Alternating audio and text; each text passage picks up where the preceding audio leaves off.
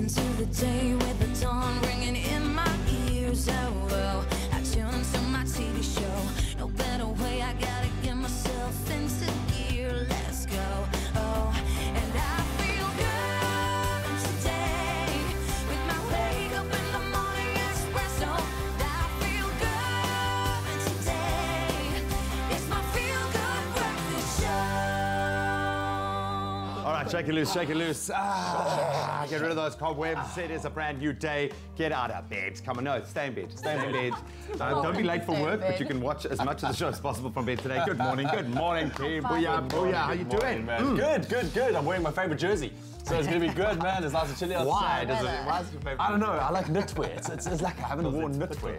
It's fitted. It's style. Listen, thank you very much for starting your Wednesday morning with us. Halfway through the week, we're sailing on down to the weekend from here on out. We love it. But interesting, we are talking parenting and anxiety within your children with our parent coach, Lara Markovich, here this morning. So firstly, how to recognize anxiety and also how to go about dealing with it, because it's a big problem with our youngsters nowadays, with all the pressures that's loaded on them. Yeah, man, and it's so many different ages exhibiting different ways, so really looking forward to that. Then I think in honor of Youth Month, we're going to introduce you to another phenomenal young person, this time an entrepreneur who's launched a brilliant brand called Sneaker Clean. Go and do a bit of a search. Maybe you already have a little Sneaker Clean pack, but can't wait for that one. Our youth are certainly doing the most, and then he is back after a very successful run at the Cape Town Fringe Festival in 2016. Jay Rusk, he's performing on your Feel Good Breakfast. Wow, there he is. Look at that smile, man. He's got that good morning smile going on. And then, of course, it is a Wednesday, which means we're jumping into the kitchen for the Culinary Hotline Bling. Ting, ting, ting. Yes, Nell Potgieter and Jenny Morris, our two lovely leading ladies, will be here. So connect with us live. Also, give us your questions on social media, and we'll answer them. We'll solve your cooking conundrums. Two saucy ladies there. Well, let's move over to another saucy lady. Looking gorgeous this morning. It's our Leanne Williams with the news.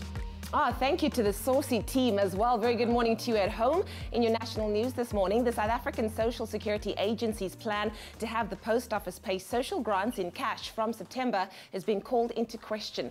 The panel of experts appointed by the Constitutional Court to monitor the agency's progress in institutionalizing the payment of grants is also raising concern over the risk related to the current card swapping process. The panel says despite progress being made to ensure the payment of grants is not interrupted, it remains uncertain whether SASSA will achieve this. The rand fell to its weakest in nearly 7 months yesterday, and government bonds weakened sharply as US President Donald Trump threatened new tariffs in an escalating tit-for-tat trade war with China, hitting sentiment in emerging markets. The risk-off sentiment also hit stocks, with banking shares leading the fall. Now, the rand led the losses in emerging market currencies, as sentiment was also weighed by concerns over the domestic economy after a string of poor economic data and power outages following protests over wages at national electricity provider Eskom. Now moving further abroad, South Sudan's President Salva Kiir will meet rebel leader Riek Machar in Ethiopia's capital today, in their first face-to-face in nearly 2 years.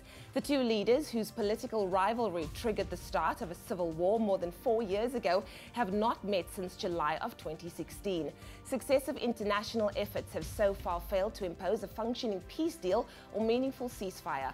Last month, the UN Security Council gave the warring sides a month to reach a peace deal or face sanctions. And then finally, agriculture ministers from the BRICS countries, Brazil, Russia, India, China and South Africa, will meet in Mpumalanga this week. The Department of Agriculture, Forestry and Fisheries, in partnership with the Mpumalanga provincial government, is hosting the 4-day event. The theme for the 8th meeting is Climate Smart. The findings of the meeting will be tabled at next month's BRICS meeting to be held in South Africa. Ministers from BRICS countries are deliberating on ways to counter climate change in agriculture. Well, that was your 6 o'clock news update. Let's get our very first look at what's happening in the world of sport. Here's Graham.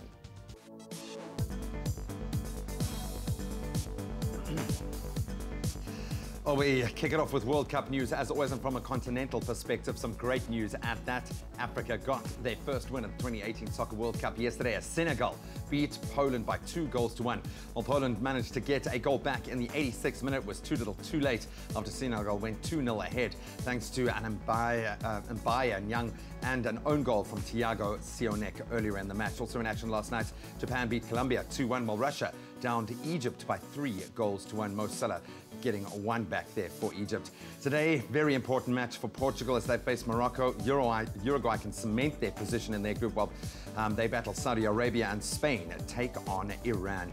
Then on to cricket. A big day yesterday as England set a new record for the highest run total in an ODI match. That's when they beat Australia by 242 runs.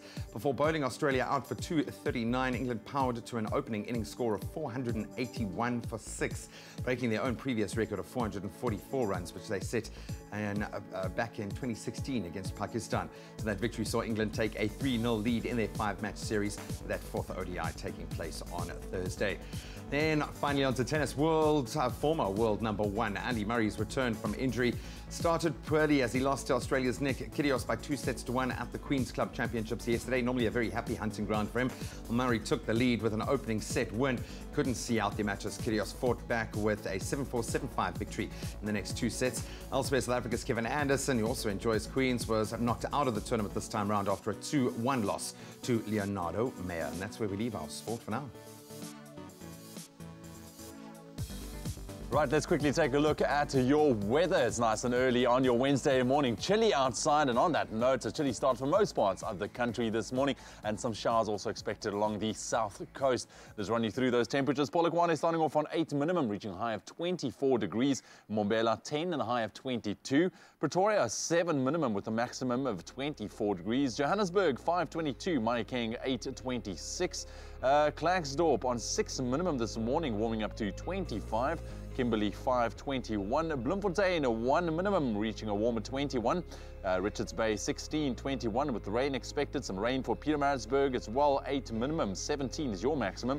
Durban 1720 with some scattered showers. Mthatha 618, East London 1120. Cradock 0 this morning with a maximum 18. Port Elizabeth 8 minimum with a maximum 20. George 818. Sutherland -1 this morning, staying cold with a maximum of only 10. Cape Town 7 and 17 late on today. Worcester 116. Springboks 318. And Uppington 5 minimum, reaching a high of 22 degrees. That's a first look at your weather and your temperatures. We'll keep you updated throughout the course of your Wednesday. I'm back just after 6:30 with another update.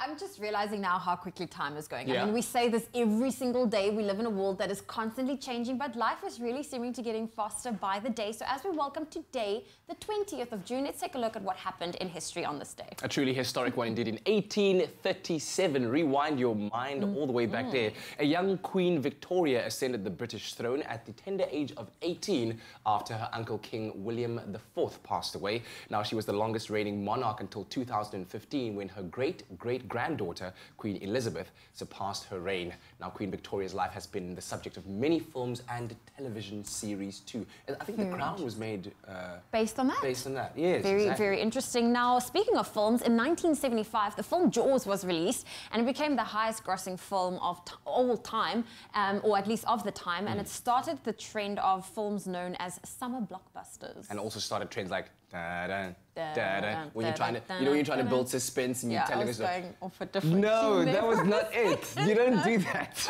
Anyway, in 1877, Alexander Graham Bell, inventor of the telephone, installed the world's very first commercial telephone service in Hamilton, Ontario, Canada. So quite a historic one. So when you make that call today, just realize where it all came from back in the day. It all started today many years ago. Well, that was our bite-sized dose of history, so why don't you go out, seize the day, and make it one for the books.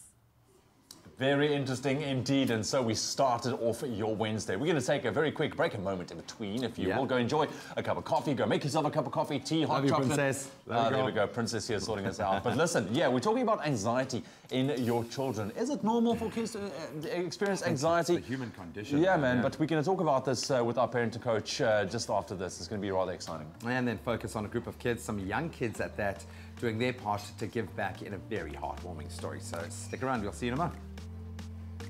Only you can make my day.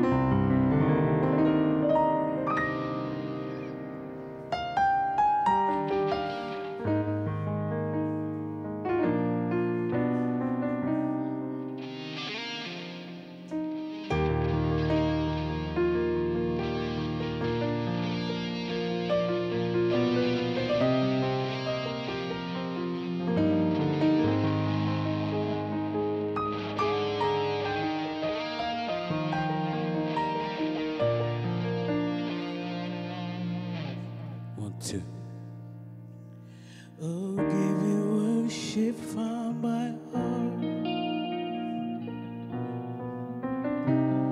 Give you worship from my spirit. You are the truth, the light that shines bright on me. All the truth, the light. I'm healing in your presence, Lord. I'm healing. I exalt your name. I'm healing, Jesus, 'cause you are the King of Kings.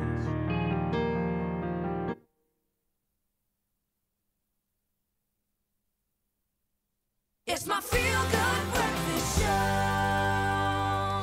Welcome back to your Feel Good Breakfast Show. It's Expresso right here on SABC3. Time for us to take a look at what's happening on social media this morning. Why on earth is Graham Richards so shocked? Well, you know what? We all have annoying habits, but we want to know from you this morning, what is an absolute deal breaker in your relationship? Ooh, okay. Leon says, I'm married for 32 years and love and trust is our habit. Okay.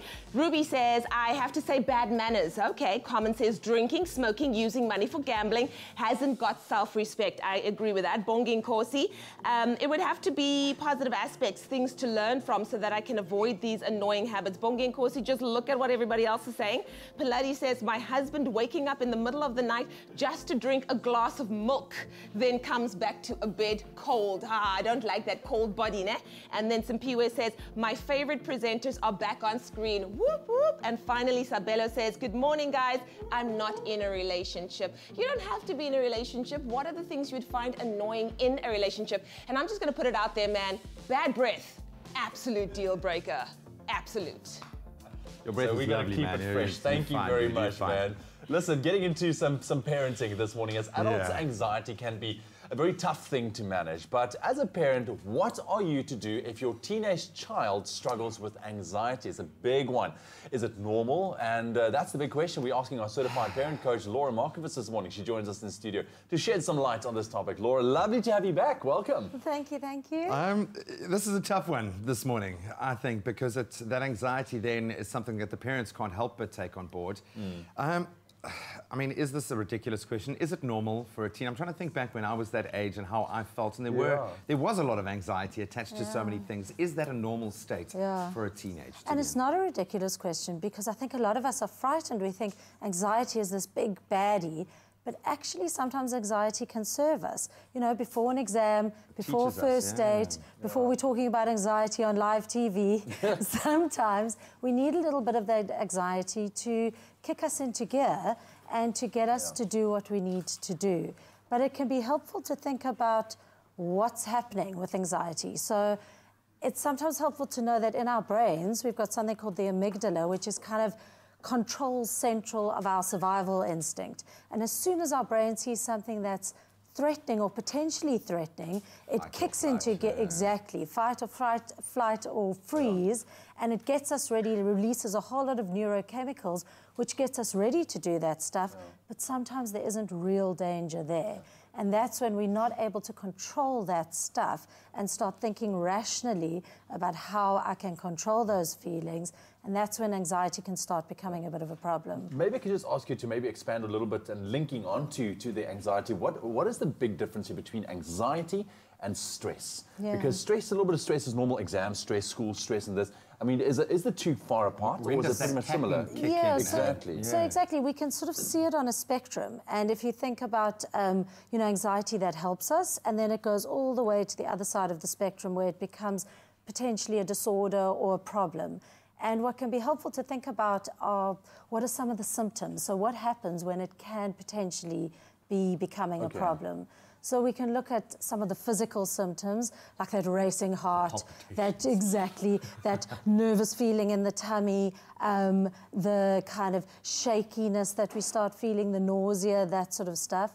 Also cognitive things start to happen. So we have these awful thoughts, which can be sometimes catastrophizing thoughts, like, if I fail this exam, that's it, life over. Exactly. If I go to that party and I embarrass myself, it's all going to be the end of the world. So we have those awful thoughts. And then also we start seeing some behaviors that can become a problem. So nail biting, pulling hair, skin picking, exactly, all those sorts of things, avoiding behavior, avoiding certain things. And so sometimes those can be happening and we're actually going along life and it's not a terrible thing. But when those symptoms start becoming persistent and generalized, so I might be very anxious for an exam, but now I'm actually so anxious that I can't even go to a soccer game, or I can't go to a party or anything like that, that starts to worry. So it becomes really a problem that impairs daily functionality out there. And then we start going, well, hang on, there's a bit of a problem here and we need to start thinking about it. I think it's important because you often forget, even with young children, that they, as young as they are, they're still experiencing the same complex emotions that we experience as adults. And you just paint them with a brush, and the same thing often happens with teens where you discount it. Well, you're just a teenager, so what can you actually be stressed about?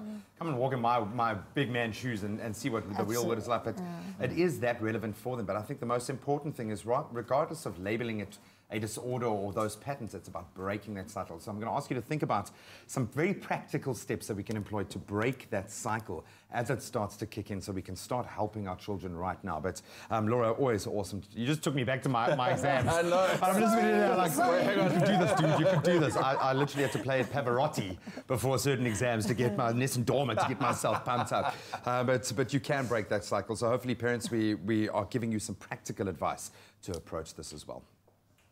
Well, this Youth Month, we are honouring those who are making a difference in their society. And who better to exemplify this than a 5-year-old and 11-year-old brother and sister who, in their spare time, assist a local NGO and an animal centre. I got the plastic idea from Mummy. I need the plastic so the penguins and turtles are getting sick.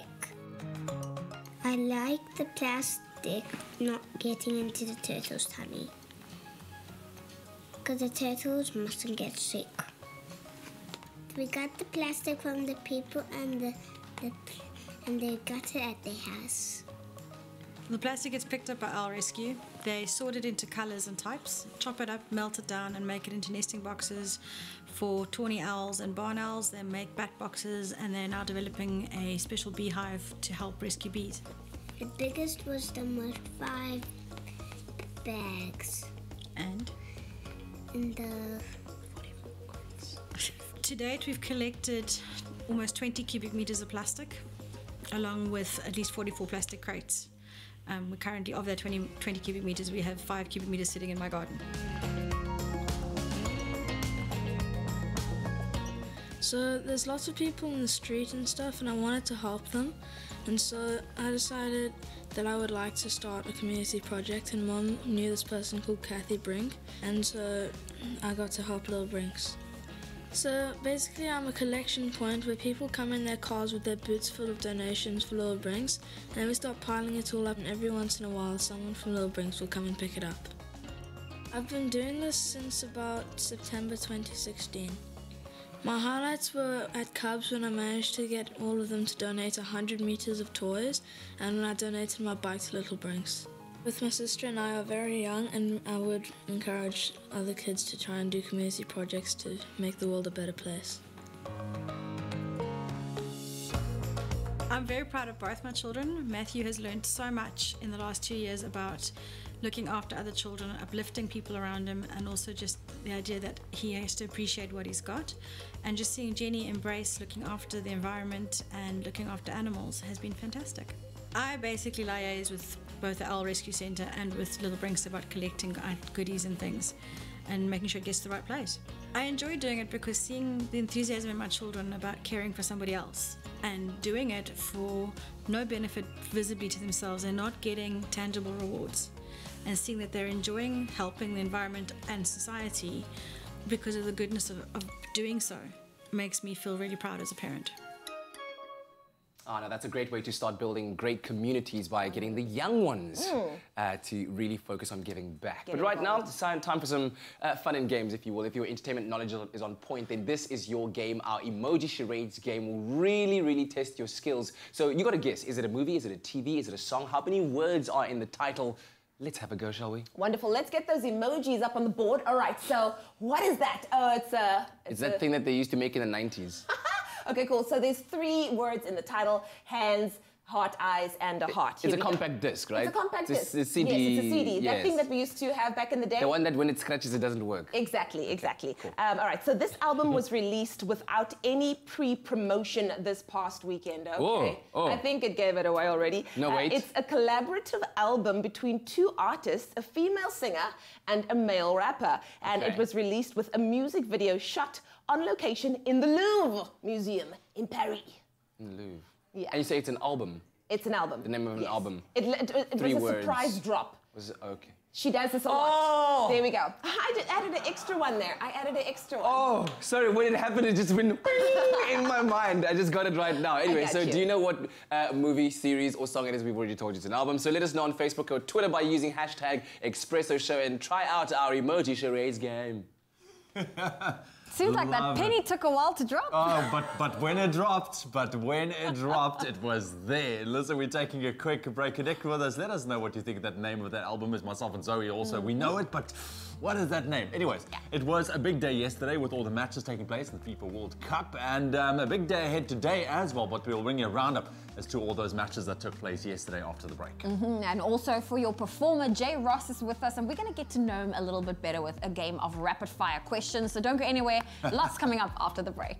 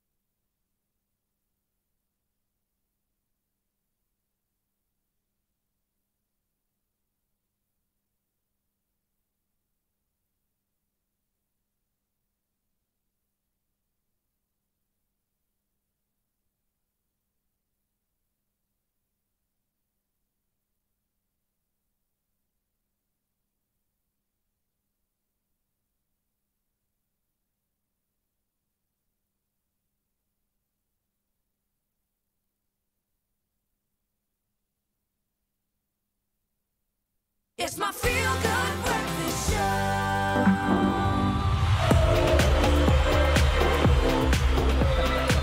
Welcome back to Feel Good Breakfast show. It is a Wednesday. Yes, you can hear the crowds cheering if I had to ask, hello, Africa, tell me how you're doing. Some would say, yeah. Some would say, oh. Pretty sad day, but also a happy day for the African continent yesterday as we reflect on some of the matches that took place. Firstly, Poland against Senegal. It seems... I'm gonna give one. Lewandowski, Mane over Lewandowski for sure. That's just for you, Senegal. Just for Senegal, man. Just for Senegal. I mean, awesome. They've now recorded, out of their 6 games, they've got 3 wins in their World Cup appearances, all against European opposition. An absolutely stunning effort, but I'm going to have to give a red card for 2 own goals throughout the day. I mean, you can't win if you're scoring goals in your own net, guys, okay? So, Sionek, I mean, look at the Senegalese goal, okay? So, Young literally had just been brought on as a substitution, ran straight to a cross ball and scored it. So, I think they do make a strong case for shenanigans. But I have to say that Lewandowski, they did get one back, but Poland rely far too much on Lewandowski. We know the Bayern man is an absolute superstar. He is their out-and-out top scorer, captain, but they concede goals, and they have conceded goals in every World Cup game, whether they've scored them themselves or not. But it's just that, as an overall performance from Senegal, they looked by far the stronger team. They were commanding the midfield more. In defence, they were completely, tight. Sadio Mane wasn't being relied on as the captain of the team to bring on. What I love about that is because it frees him up to then draw in 2 or 3 players every time he's not on the ball because he's such a danger. Absolutely superb. And look, they lost a bit of shape, I felt, at the end, but they were defending. So all 5 dropped back, but that nothing wrong, man. Nothing wrong. So sweet this morning, but of course last night, man, it was so terrible to watch that happen. So just notably, Japan topping Group H, and we'll return to that when we obviously get into Colombia and Japan in a moment. But Egypt, there was so much hope. Again, pinned on Mo Salah. He was a marked man. He did get one at the end of the game, but Russia have scored 8 goals in their opening 2 games. Shevchenko getting another one, so he's got 3 already in this World Cup. So that's 8 goals. That's more than they've scored collectively in all of their other World Cup appearances, which is just 6. So they have pretty much got 1 foot in the round of 16. They are clearly enjoying being the host nation. For me, what makes Russia so scary is that they are so unassuming. Guys like Edin Zuba over there, who just, puts that one away stylishly and places it on the side of the... And these are not opportunistic goals. These are goals that are being created by moments of individual this is what I'm saying. Brilliance, While they play, you don't necessarily see that fluidity and that flair of, let's say, Spanish or English football. But when they get into those zones, they put it away. And they are winning. And that's what you need at this stage. You need to get into the knockouts. And at the moment, the big guns haven't been doing it. We talk about big guns. Colombia have such a proud tradition, just Russia. Now, as you can see, sitting at the top of Group A, looking pretty. Egypt, unfortunately, way, way off the pace, despite the return of Mo Salah. So we turn to Colombia, Japan. Well done to Japan. They get their first win, the first Asian team to beat a South American team. This is the first time that I think more than 4 or around 4 South American teams have failed to win their opening matches of the World Cup. But a red card to Sanchez. So Sanchez, in what? The 3rd minute of the game? Literally, dude. All that said to me was that Colombia was Cheers. Simply not prepared to face the Japanese might. They didn't know what to make of it. The fast attack that comes from Japan, and then you get the first shot of the game actually going to the hand with the defender doing this, and you're like, what are you doing? So well done to Japan. They've earned the right. Kagawa there scoring that penalty, and Japan looking pretty good. Colombia in all sorts of trouble. So this is where it really does get interesting. So now Portugal and Spain, massive opening fixture, 6 goals, beautiful, didn't help either team at all. Not at all. We've got Portugal up against Morocco, they have to win it. We've got Uruguay up against Saudi Arabia. Uruguay looking good after they stole that late win. Saudi Arabia, I just can't see a way of them beating the side. But then again, this is the World Cup for the underdogs. Who knows? And it's all about the moment and who wants it more. And I think Uruguay know they have a golden opportunity here. If they can get a win here, they're pretty much through. And then Iran versus Spain. Iran already had a great opening account, but Spain have to win it. Will we see Cristiano Ronaldo take another, in the Portugal match, take another hat-trick? Maybe we'll... are we going to see the big guns shine in a way they have to? I don't know, dude. As you say, this is a World Cup. Anything can happen. But it's been awesome, dude. Yeah, I mean, we probably see more goals in the opening round now than we saw in the whole of the last World Cup. Really. Yeah, and that's also not a real fact, but it feels like that, man. And of course, like social media has been showing all the love. Man. The streets are lit with all of the hashtags. And kudos to Russia there as well. It looks like they are hosting a Premier World Cup, man. Absolutely, they are. Now, of course, when it comes to being an athlete or anyone on the move, it's important to take care of your joints by taking the right supplements that give you the support that you need. So Threshold Real MSM is an organic form of sulfur perfectly suited to overcome any pain and improve our general well-being as well. It helps maintain healthy joints, tendons, ligaments, and other connective tissues. So Threshold will give you the head start that you need as an athlete, hopefully. Especially for the weekend warriors like us. Let you score. Yeah, let you score as the week progresses. Try Threshold. It's clinically proven to assist with pain and inflammation, joint health, exercise recovery, and oxidative damage. Threshold, nature's anti-inflammatory for painful conditions. Well, you can certainly look forward to daily updates right here on your Feel Good Breakfast show. But on that note, let's quickly catch up with your headlines. Yes, Leanne. Thank you so much, Zoe. In the national news this morning, SASSA's plan to have the post office pay social grants in cash from September is being called into question by a panel of experts appointed by the Constitutional Court to monitor the agency's progress in institutionalizing the payment of grants. Concern has also been raised over the risks related to the current card swapping process. The rand fell to its weakest in nearly 7 months yesterday, and government bonds weakened sharply as US President Donald Trump threatened new tariffs in an escalating tit-for-tat trade war with China, hitting sentiment in emerging markets. The rand led the losses in emerging market currencies as sentiment was also weighed by concerns over the domestic economy.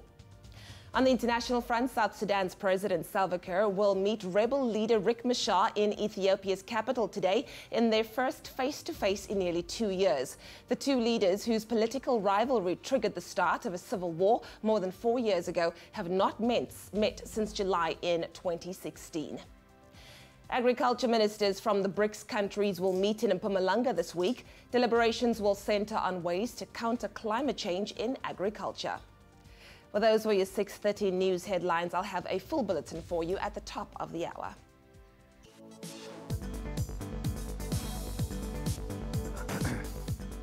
So just quickly touching on those major sporting headlines. In football, Africa got its first win at the 2018 Soccer World Cup yesterday as Senegal beat Poland by 2-1. Elsewhere, Japan beat Colombia, while Russia, they continued their incredible form, downing Egypt. So today, some big matches. Portugal need to win against Morocco. Uruguay battle Saudi Arabia. Spain also have a lot of pressure as they take on Iran. Then on to cricket. England set a new record for the highest run total in an ODI match yesterday when they scored 481 on their way to a 242-run win over Australia. And in tennis, former world #1 Andy Murray's return from injury started poorly as he lost to Australia's Nick Kyrgios by 2-1 at the Queen's Club Championships yesterday. More on all of those stories on the top of the hour.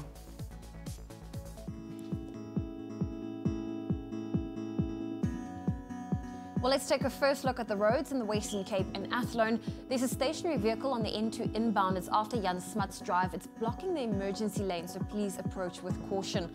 I'll bring you another update in half an hour.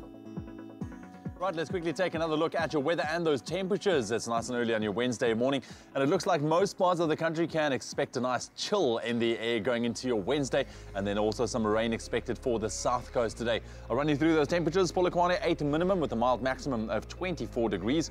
Mbombela 10-22. Pretoria 7-24. Johannesburg 5 minimum reaching a high of 22. Mahikeng 8-26. Klerksdorp 6-25. Kimberley 5 minimum reaching a high of 21. Bloemfontein 1-21. Richards Bay 16 and a high of 21 degrees and rain expected. Some rain for Pietermaritzburg as well, 8 minimum reaching a high of 17. Scattered showers for Durban, 17 is your minimum with a maximum 20. Mthatha 6-18. East London 11-20. Cradock 0 this morning with a maximum 18 degrees. Port Elizabeth 8 and a high of 20. George 8-18. Sutherland -1 this morning reaching a high of 10 degrees. Cape Town 7-17, Worcester 1-16, Springbok 3 minimum reaching a high of 18, and Uppington on 5 minimum and your maximum 22 degrees later on. As we relieve your weather and your temperatures for the 6:30 bulletin, we'll have another update in half an hour's time just after 7. Alrighty, righty. It's that fun part of the morning where we get to know our performer. And ladies and gentlemen, this morning, gospel artist Rusk is in the studio. It's unfair, guys. Round of applause. We like to welcome people warmly. Great to have you here, man. Thanks for having me. I'm so blessed to be here, and good morning. We're about to bless you with a rapid-fire series of questions. 60 seconds, I explain to you how it works. You answer the first thing that comes to mind. Are you ready? Hey, I was born ready. Start the clock. Here we go. What's your favorite sport? Soccer. Twitter or Instagram? Instagram. Coffee or tea? Coffee. Angelina Jolie or Jennifer Aniston? Angelina. You most use emoji. Yeah, that one. If you're not a musician, what else would you be? An actor. The 60s or the 90s? 90s. Daenerys Targaryen or Jon Snow? Jon Snow. Gold or silver? Gold. Pizza or pasta? Pizza. Spring or autumn? Autumn. The last movie you watched? Sure, I can't remember. Vin Diesel or Dwayne The Rock Johnson? Dwayne The Rock Johnson. Road trip or airplane? Road trip. Ellen DeGeneres or Oprah Winfrey? Oprah. Kim K or Chloe K? Kim K. No, you're very convincing. Yeah. Would you give up chocolate or bacon? Bacon. Would you rather have the ability to fly or see through things? See through things. Catching flights or catching feelings? Catching flights. Batman or Superman? Batman. Grease medley or touch and... Couldn't get that last one out of my mouth. Why would you rather see through things when you can fly? Because I'd love to see, bro. I'm just a curious person. Oh, man. All right. Yeah. Dude, it's great to have you here, and looking forward to the music that you're going to be providing us with a bit later on. I wanted to talk to you first about your journey in music and how it was shaped. Yeah. I'm most certain that your father had a big role to play, him being a music cat himself. Yes. But you started when you were 7 years old. Yeah, man. Tell me about your interest and how it was peaked and how it progressed through the years. Well, you know, the love for music really started from a young age. Yeah.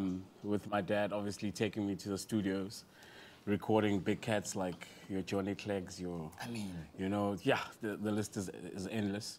So I'd be around there and, just jamming on the keyboards while they're creating music. Really, man? So, yeah, man. So from there on, it's something that I started, like, doing at home also because there's a piano at home and, Just so, Power Black Sheep, you know what I mean? So, but then, yeah, man, that's where it all began. I don't know if you ever get to share this a lot, but some of your earliest memories, I mean, you talk about being in the studio and there's your dad and Baba Johnny Clegg and whoever else was in there. What do you remember, maybe a peculiar occurrence that might have happened while you were there? Okay, the one thing that I remember the one time he was working and, I mean, he didn't know that I could jam keyboards at that time. So they took a break and, they went outside and then I went on the keyboard, started jamming a track. Then everyone just walked in the studio and like, what? Who's this? And then he's like, no, that's my son, And then he was also so surprised about it. This is Johnny?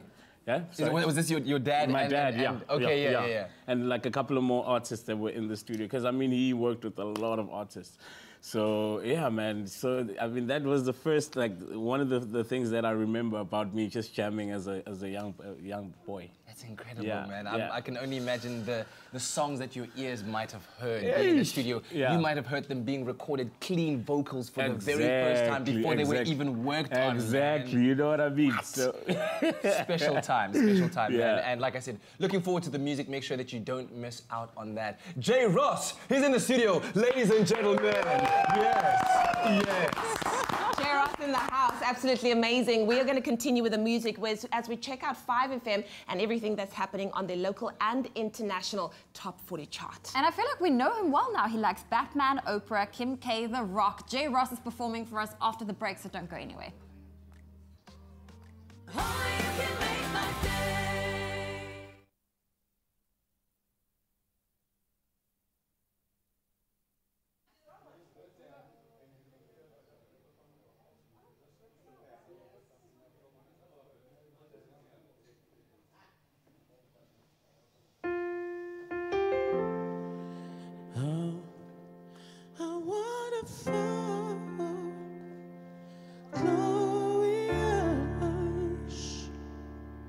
My Savior's scars, victorious, my chains. Okay, just a bit delay. I wonder for you how glorious as God victorious. My chains are gone. My debt is paid. From death to life and grace to grace. Ooh, ooh, ooh. Oh, oh, oh, oh, oh, yeah, yeah, yeah, yeah, yeah. Oh, oh, oh, yeah. Victorious, my Savior's God, yes. Victorious, my chains are gone, my debt is paid. From death to life and grace to grace.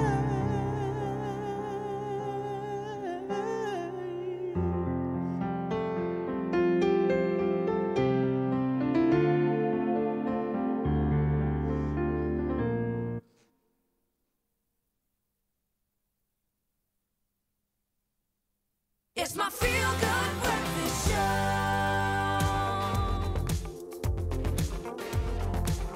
Welcome back. It is your feel-good breakfast show. Well, listen, that tune, it's time for us to get into our local entertainment news. Yes, well, good. it seems like it is baby season indeed on the South African celeb front. Julia Anastasiopoulos, I don't know what is it? That one. Basically, let's keep it with Suzelle DIY. Now, she is the latest media personality to have shared a beautiful snap of her priggy belly. The stylistic photo was captioned, "What a journey this has been. I can't believe we are going to meet this human so soon." That's incredible. Thank you to my Kriegsy for all the love along the way and for this amazing pic. And if there's one thing that I'm sure of is that she will be helping those mothers to be with some DIY parenting tips as well. So do you think there's another persona we can expect to come out? I mean, there's been Suzelle DIY, and there was Tali Barbs, There could be a mommy version coming out. Who knows, hey? I think it would be very cool to see her do something for the moms. Except now she can't say DIY because everybody can, because not everybody should. Exactly, You know but what I mean? you can't exactly do it yourself when it comes to that. Exactly. As Julia is counting down the days of motherhood, former Miss South Africa Tatum Kishwa took to Instagram with the cutest snaps of the latest addition to her family, her baby boy. The beauty queen gave birth to her son Christian on the 15th of June, sharing a snap of him from her hospital bed. The star also posted a picture of baby Christian with his dad on Father's Day, writing, "There's no gift more special that we could bestow on one another than a heart that exists outside of your body." Oh, wow. It's so beautiful. Congratulations on the new little baba. What's wrong with you? No, I'm just like, I'm looking at the dad and realizing just what a special moment this must have been for him. Yeah. The first Father's Day that he can officially call himself a father. There's got to be nothing like it, man. Hey? Absolutely. Absolutely amazing. Oh, these babies are giving us the feels. I They know. really are. Congratulations to all the mommies and mummies to be and daddies to be. Right now, though, it's time to check out all the movers and shakers in the 5FM Top 40 local and international chart show. And of course, this week, Cardi B features twice and Selena Gomez continues to climb the charts. But who will be outperforming our SA artists? Well, let's find out from Nick Hammond. Hey, what's going on, guys? It's Nick Hammond here to recap the 5FM Top 40 from this past weekend. And like we always do, we jump straight in by looking at the brand new entries onto the charts. And coming in at number 37, it's the third single to hit the 5FM Top 40 on 5FM from Sun Al musician called Suni.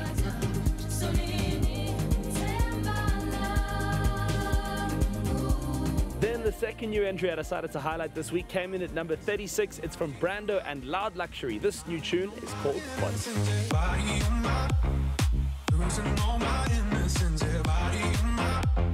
to take a look at my move and shaker picks for the week. The first one, a re-entry on the 5FM Top 40, also local, meaning that your votes helped it come back onto the charts. At number 24, it's Lockenville, AD and Youngster CPT, Better With Silence. Or better with silence, you talk too long, let me know what the time is. My second move and shaker pick is also a re-entry, one I think you're really going to like. At number 23 on the 5FM Top 40 for this last week, it's the latest single from Anne-Marie, this one called 2002. Hold up, if you wanna go and take a ride with me, better hit me, baby, one more time. Getting into top 10 now, you guys, starting at number 10. It's from his latest project called Yay. It's Kanye West with Yikes. Tweaking off that 2CB, huh? Is he gonna make it TBD, huh? Sitting at the number 9 spot this week on the 5FM Top 40, it's music from Jess Glenn. This track is called I'll Be There. I'll be there, yeah, yeah, I'll be there. I'll be there for you. Coming in hot, coming in strong at number 8, the latest single from Selena Gomez on the 5FM Top 40. This one climbing up the charts is called Back to You. I know I go back to you. We never got it right, playing and replaying. At number 7, his full album is finally out. This is the latest offering from Shawn Mendes, a rising global superstar. This track is called In My Blood. It isn't in my blood. Sitting at number 6, these two artists could both not be bigger. It's a powerhouse duo, Dua Lipa and Calvin Harris with One Kiss. One kiss is all it takes, falling in love with me, possibilities. Coming in at number 5 after 7 weeks in the 5FM Top 40, the latest single from Ariana Grande called No Tears Left to Cry. No tears of the cry, so I'm picking it up, picking it up. I'm living, I'm picking it up. Sampling a classic and sitting at number 4 this week in the 5FM Top 40, the second appearance for Cardi B. It's Cardi B with J Balvin and Bad Bunny called I Like It. Drop the top and blow the brand.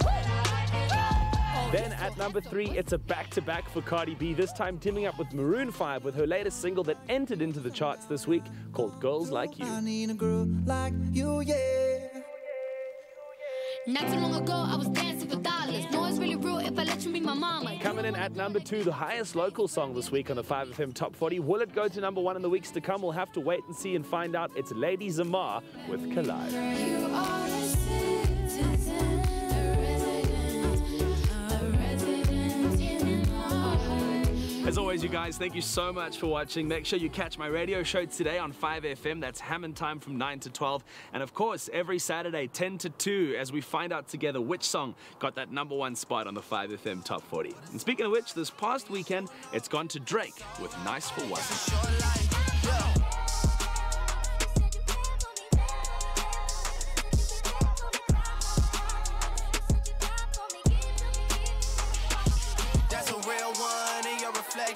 Without a follow, without a mention, you really piping up on these against. You gotta be nice for what to these against. I understand. Oh man, thank you, Mr. Nick Hammer. Now let's get into the theatre. After enjoying a very successful run at the Cape Town Fringe Festival in 2016, Justin Hagen's thought-provoking one-man play Cut in Two returns for another series of performances tonight at the Artscape Theatre. What a stage. Justin joins Expresso alongside the play's producer and developer, Madika Anders, and they're going to share a little bit about this gripping piece of theatre, guys. Welcome to it. Justin, congratulations, man. This was quite an impressive feat. It must be a weird thing stepping out of that bubble because it was quite an intense piece. Can you just set the scene for us first? What is the play about? And give us a bit of background on the characters. There are 4 characters. 4 characters, yeah. It's a very, as you can see, it's a very dark. It's heavy, man. It is heavy. It's quite heavy. But they all lighter bits, you know, and you want to like shade it nicely and so on. But it's a story of the family of 3, and what they are faced because it's got a strong Cape Town narrative. So it's a mixed couple falling in love and how they deal with those kind of adversaries, and the families, their parents also fighting with each other.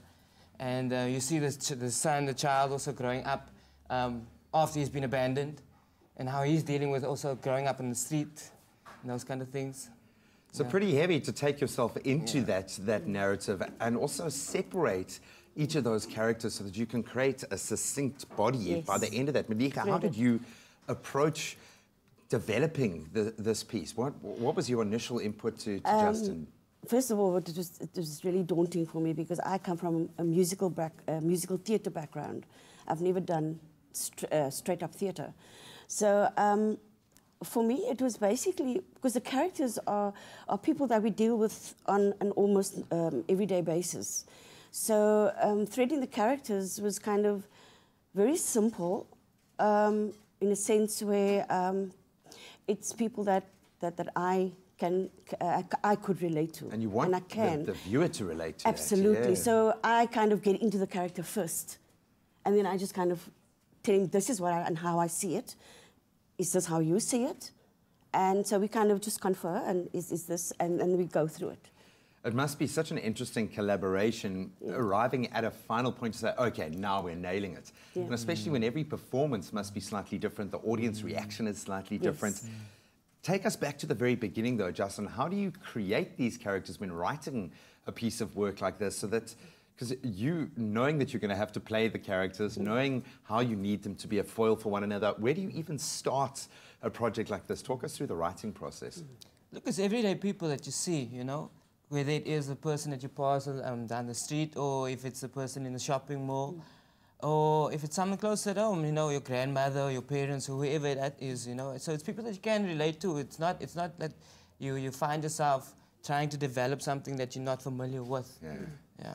So I think that authenticity is absolutely vital. Yeah. But then, of course, you take it a step further and it becomes quite extreme. What has this process been like for you on a personal side? Because you get to see how the audiences are taking this on board. Okay, this is my first time directing the play, right? So for me, it was very tiring, like emotionally it tires you, because every character is different. And so therefore, like you said, it's characters that could be your next door neighbor or your friend or someone you just talk to on a daily basis. So it was kind of hectic, trying to get the characters nailed the way that he wanted it, or how he wrote it.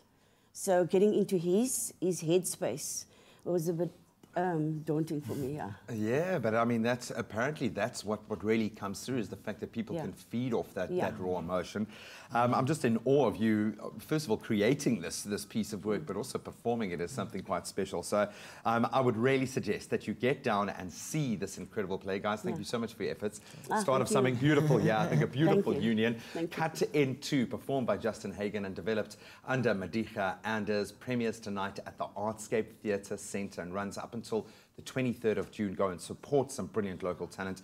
Tickets go for just 120 Rand each. You can find them at computicket.com. Thank you.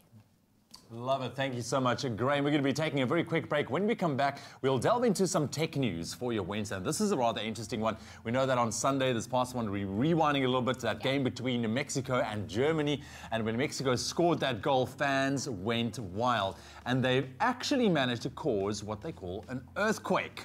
Yep. We'll find out a little bit more about that. That's interesting. And then after the break, also, Jay Rusk, he's in studio. He's performing for us, so don't go anywhere. We'll see you in just a bit.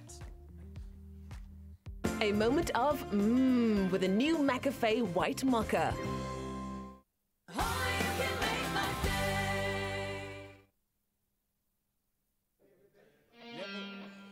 Can we check them quickly?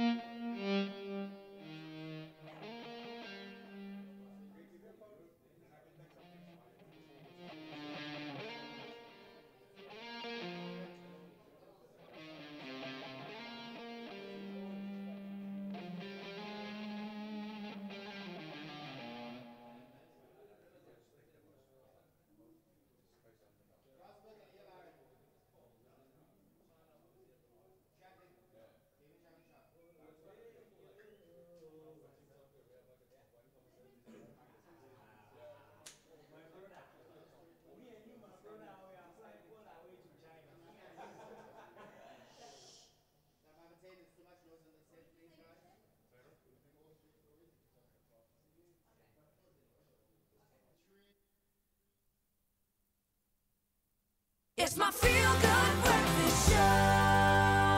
Welcome back to your Feel Good Breakfast Show. It's Expresso, and we're about to have some fun as we take a look at what's trending online, all those funny things that we just have to share with you. Absolutely. We'll kick it off with Mr. Biggie, who's a famous pug on Facebook. We love him. Now, Mr. Biggie can bust a move, actually, and he can't help himself when he hears music. Check it out.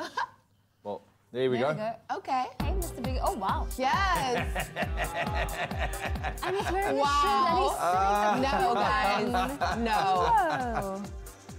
So Really cute. You know people what? love this, man. Yeah. Talking about busting a move, a 5-year-old girl by the name of Aubrey Torrey in England really understands the concept of celebrating memorable moments. At her preschool graduation, she decided to bust out some moves of her own to Can't Stop the Feeling by Justin Timberlake.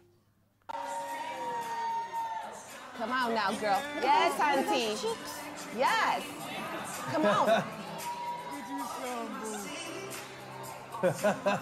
Come on. She's Hey, like, she's I in there. graduated. Hey, little graduating spin. high school. She should do something like that Oh, for high my school. word, I love Well, it. you know what? When people ask you what is catnip, it's sometimes difficult to explain it. You kind of just have to sprinkle it in front of your cat and see them go crazy. Now, we've got a few images here that just shows you how potent catnip is. Oh, wow. I feel like that sailor on the left because you just see catnip and he goes crazy. Like, catnip. Let's see if there's more. Love it. Mm-hmm. Guys, it's literally like drugs for your cat. It is the funniest Wow, thing. They look at this. completely freak out. It's like he can sense it. It's on the 3rd shelf in the cupboard. Wow. I have to keep it in like double Ziploc bags. That is funny. It's like drugs for your cat. That is funny. They go crazy. Well, look at the face. I mean, come on.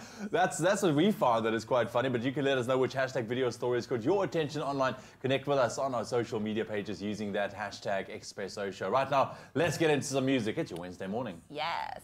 For a moment there, I thought we were celebrating Rastafari cats out there in Jamaica. Anyway, it's time for some music, and today we're joined by super talented, amazingly anointed singer, songwriter, now producer and record label owner, J. Ross, who's collaborated with Gallo to open up his very own record label, under which he's released his very first gospel album called Living in Christ Volume 1. And today he'll be sharing music with us. Right now, a song called I Am Healing.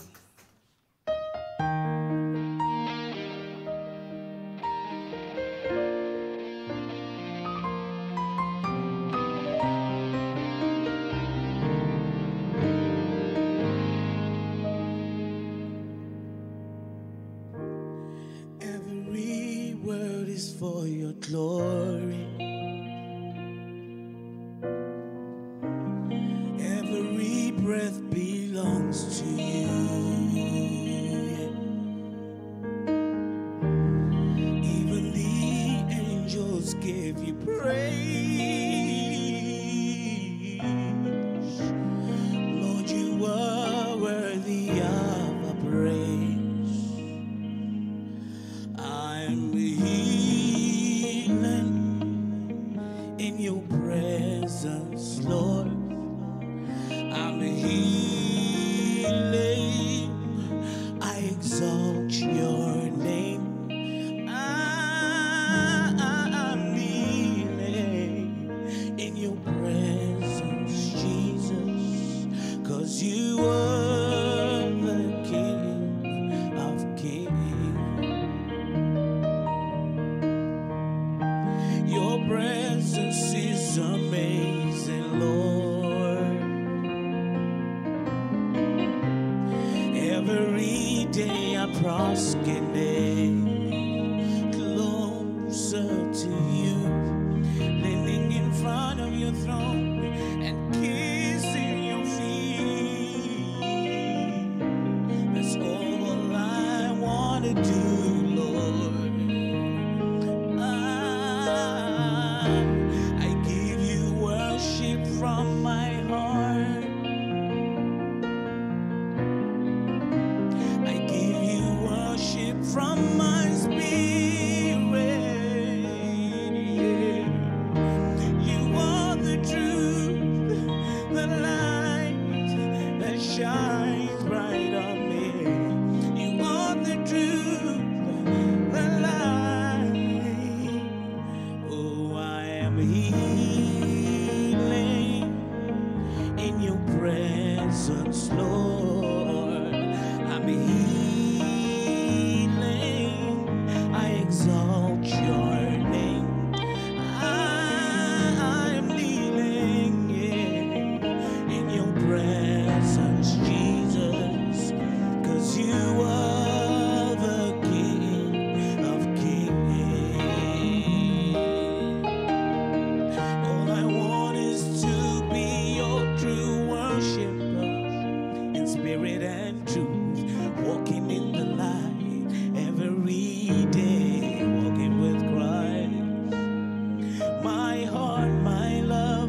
soul belongs to you. Jesus, you're everything to me. Jesus, you're everything to me. I give you worship from my heart. I give you worship from my spirit. You are the truth, the light that shines bright on me. You are the truth, the light. That's why I'm healing, healing in your presence, Lord. I'm healing. I exalt your name. I'm healing in your presence, Jesus, 'cause you are the King of kings. 'Cause you are the King of kings.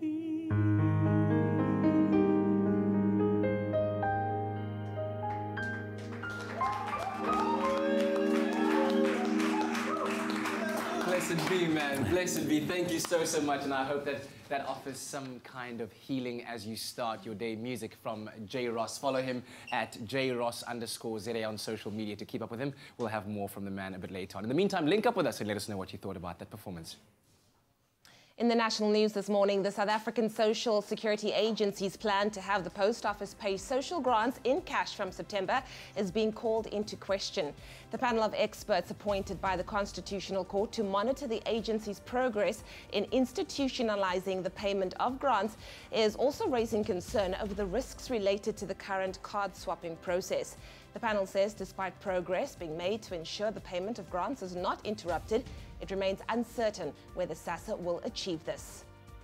The rand fell to its weakest in nearly 7 months yesterday, and government bonds weakened sharply as US President Donald Trump threatened new tariffs in an escalating tit-for-tat trade war with China, hitting sentiment in emerging markets. The risk-off sentiment also hit stocks, with banking shares leading to the fall. The rand led the losses in emerging market currencies as sentiment was also weighed by concerns over the domestic economy after a string of poor economic data and power outages following protests over wages at national electricity provider Eskom. Now moving further abroad, South Sudan's President Salva Kiir will meet rebel leader Riek Machar in Ethiopia's capital today in their first face-to-face in nearly 2 years. The two leaders, whose political rivalry triggered the start of a civil war more than 4 years ago, have not met since July of 2016. Successive international efforts have so far failed to impose a functioning peace deal or meaningful ceasefire. Last month, the UN Security Council gave the warring sides a month to reach a peace deal or face sanctions.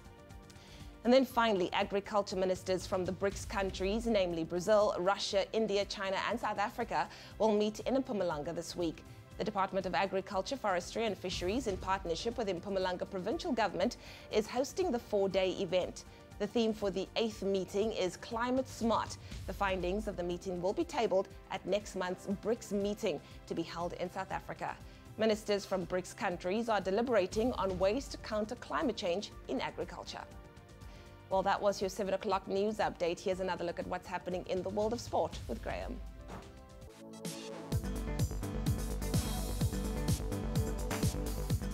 Let's start with the World Cup, and Africa got their first win at the 2018 Soccer World Cup yesterday as Senegal beat Poland by 2-1. Well, Poland managed to get a goal back in the 86th minute. It was too little too late after Senegal went 2-0 ahead thanks to an Mbaye Niang goal and an own goal from Thiago Sionek. And also in action last night, Japan beat Colombia 2-1, while Russia continued their incredible form, downing Egypt by 3-1. Today, Portugal face off against Morocco. Uruguay battle Saudi Arabia, and Spain feeling the pressure as they take on Iran. Then on to cricket, England set a new record for the highest run total in an ODI match yesterday when they beat Australia by a massive 242 runs. So after bowling Australia out for 239, England had powered to an opening innings score of 481 for 6, breaking their own previous record of 444 runs, which they set against Pakistan back in 2016. So the victory saw England take a 3-0 lead in that 5-match series. So it's done and dusted, the 4th ODI taking place on Thursday. Then finally on to tennis, former world #1 Andy Murray's return from injury started poorly as he lost to Australia's Nick Kyrgios by 2-1 at the Queen's Club Championships yesterday. Well, Murray took the lead with an opening set win, couldn't see out their match as Kyrgios fought back with a 7-4, 7-5 victory in the next 2 sets. And elsewhere, South Africa's Kevin Anderson also didn't have a great day. He was knocked out of the tournament after a 2-1 loss to Leonardo Meyer. And that's where we leave our sport for now.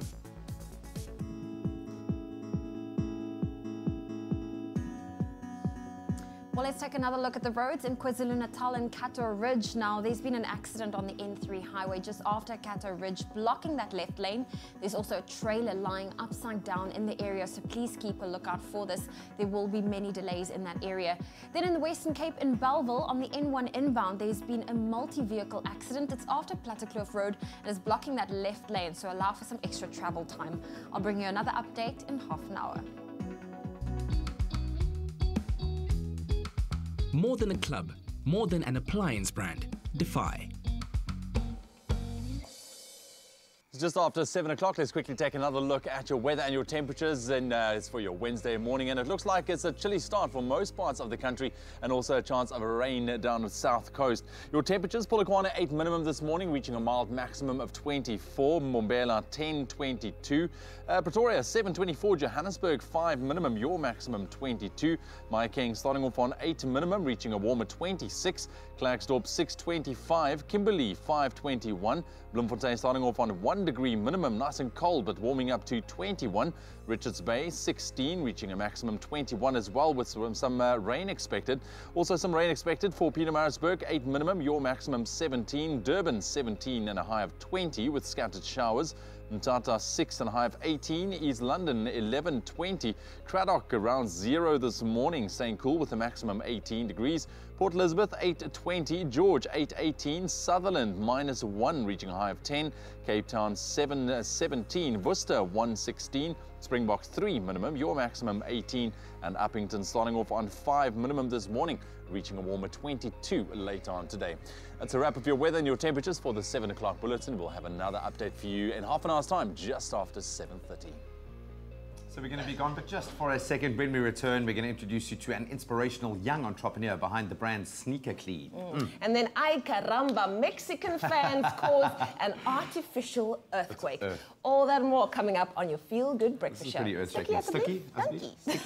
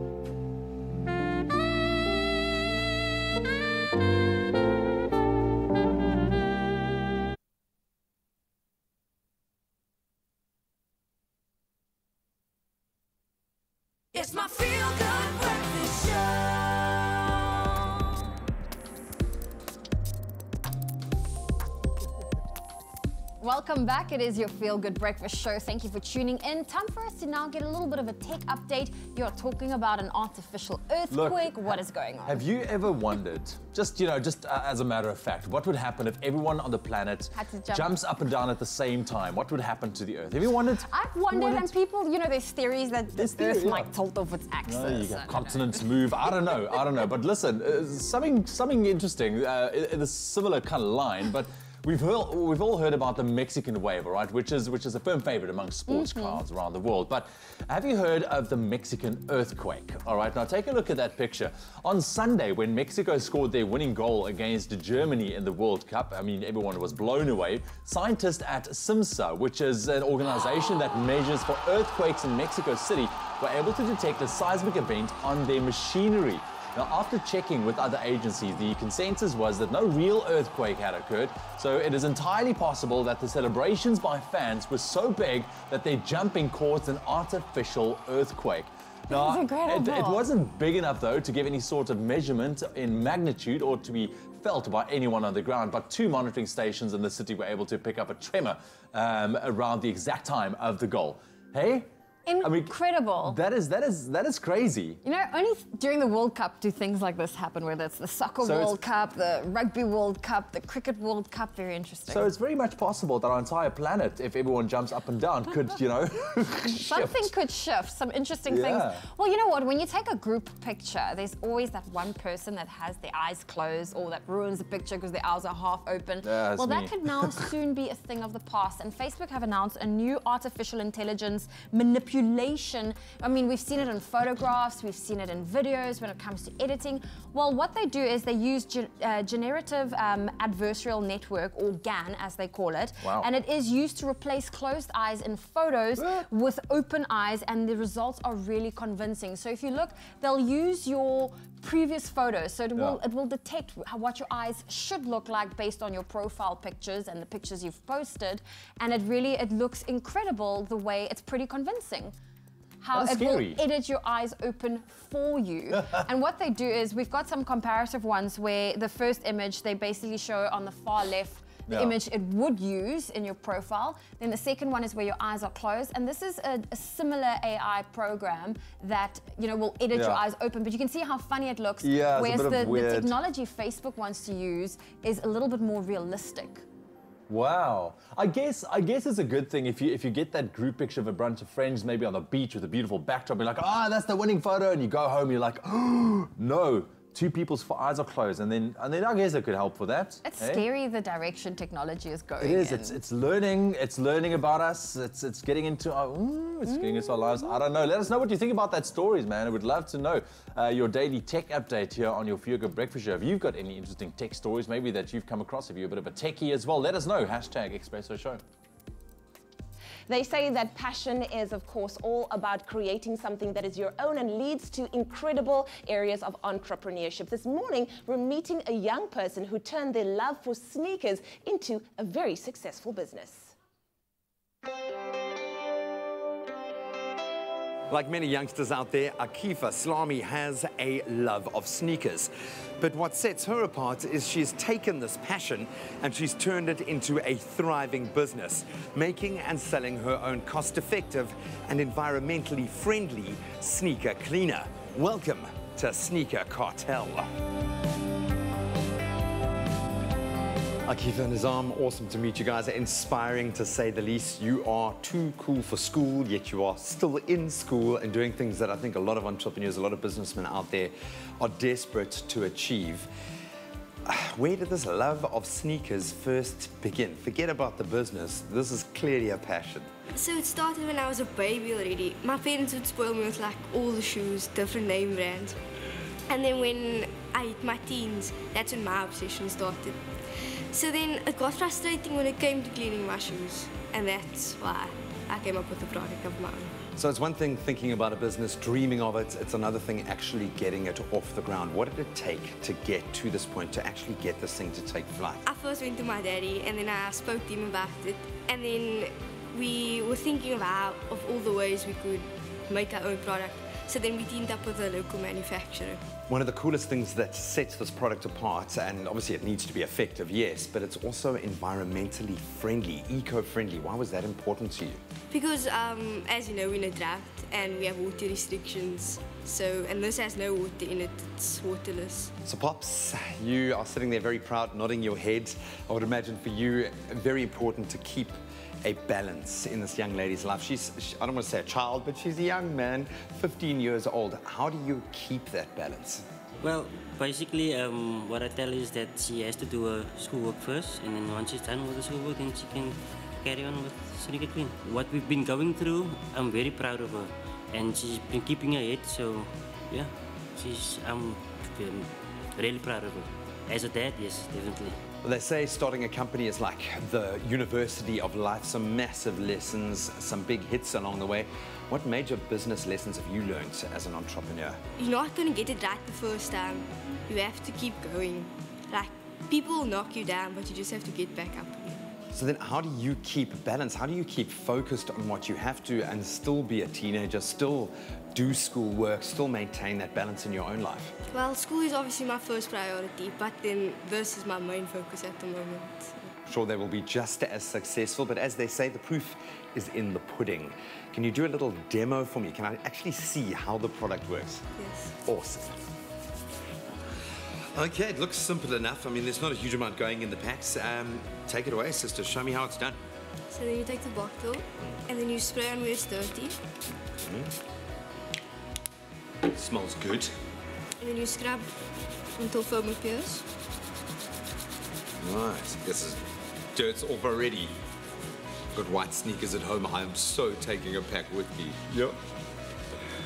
And when all the dirt is gone, you take a microfiber cloth and then you wipe it off. Boom. Yup. With no water. Absolutely no water required. I love that. And that is proper clean. And I've got some sneakers. They're not too bad, but they're a little bit dirty. I'm actually going to give it a try. So even the name is awesome, man. Too cool. Too cool.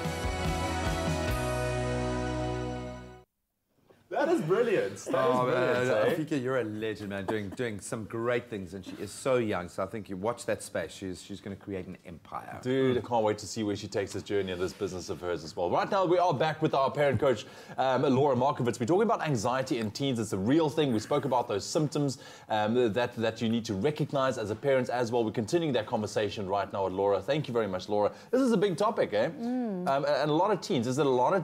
Do you feel like... How prevalent is this in the work that you do? Yeah, it's a lot. I mean, some research is showing that anxiety is in about 1 to 5 kids, so it's big. Wow. It's huge, you know. And I think it's so important that people do know it's prevalent. And as I spoke about earlier, it's a spectrum, not, you know, if you've got some of those symptoms, it doesn't mean you've got a disorder.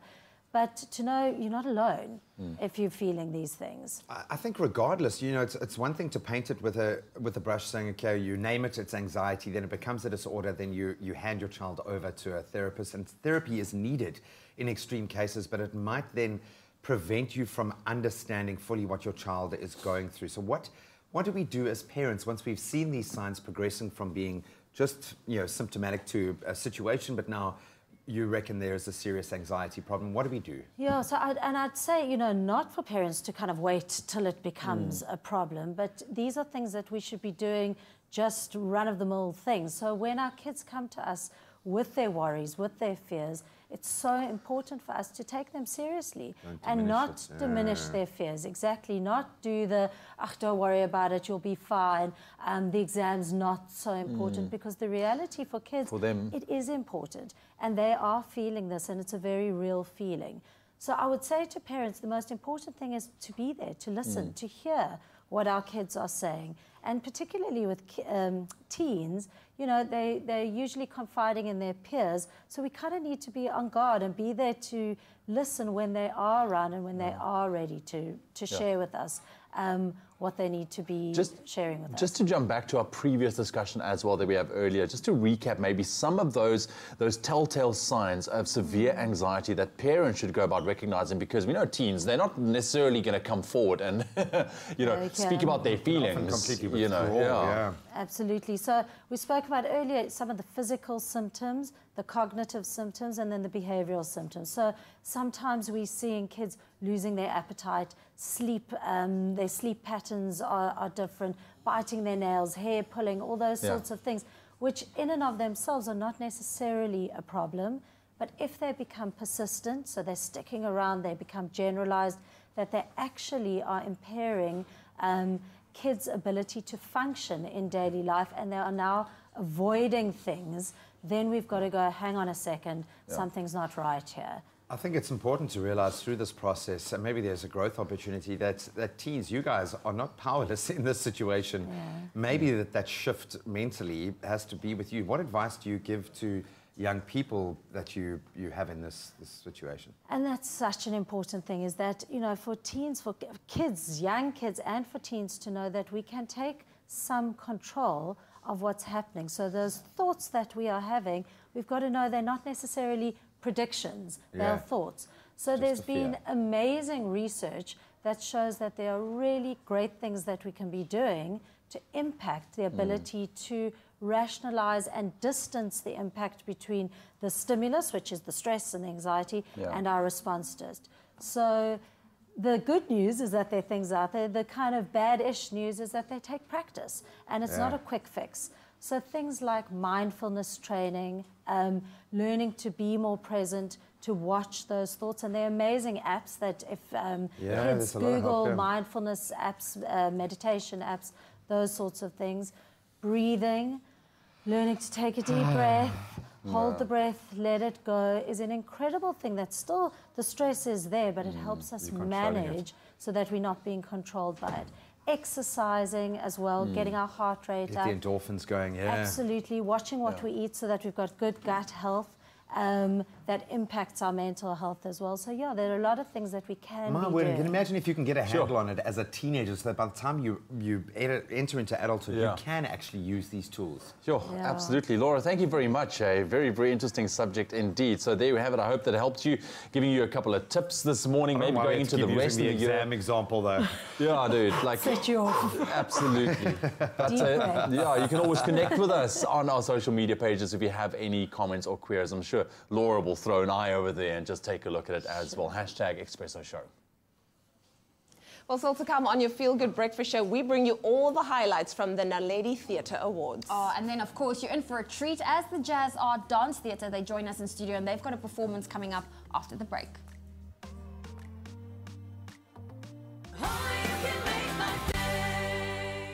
Join the conversation with Afternoon Express today live at 4:30 on SABC3 as we explore a very contentious issue. The question we're asking is, should women be allowed to take extra leave during their period? And we'll be unpacking the topic with a number of experts from a physical and psychological perspective. It's also our midweek pet speech, and today we look at the do's and don'ts of feeding. That's Afternoon Express, weekdays at 4:30 p.m. on SABC3. The stage is yours.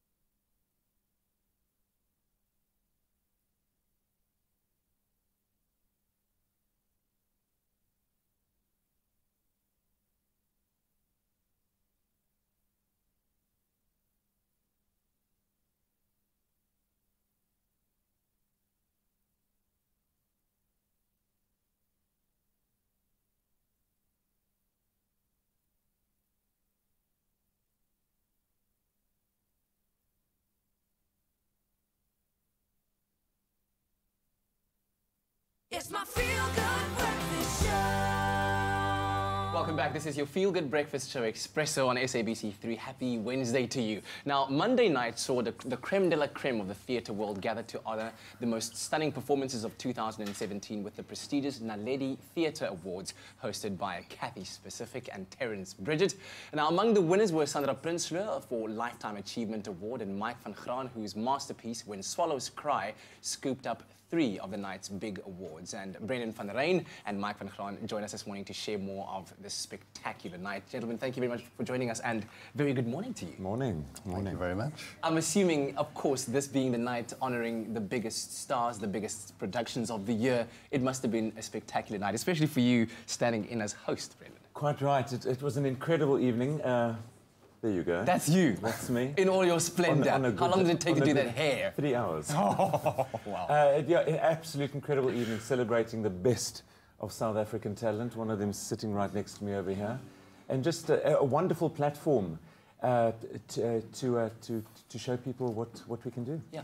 Is it added pressure, and I'll come to you just now, Mike, when you are standing there as host in front of the biggest names in theatre, and you are a theatre lover yourself, a theatre practitioner yourself, and knowing that some of the biggest names are in front of you, and you've got to perform. Absolutely. The pressure's on, but it's most certainly not about me on the night. It's about the winners and those in the audience. Yeah. And she's lucky. She just takes it in her stride. Absolutely. And my congratulations to you. Thanks When Swallows Cry did so well. Tell me about this story, this production, and maybe also let us into your mind and where all of your creations come from. What inspires them? Well, this particular one was actually a commission from a Norwegian theatre company. Yeah. They invited 8 playwrights from around the world to do new plays on the theme of migration, because that's the big theme in Europe at the moment, refugees and migration. Yeah. So they invited us to come and spend a week at a time in 3 different Chinese cities over a period of 9 months developing these new plays. Wow.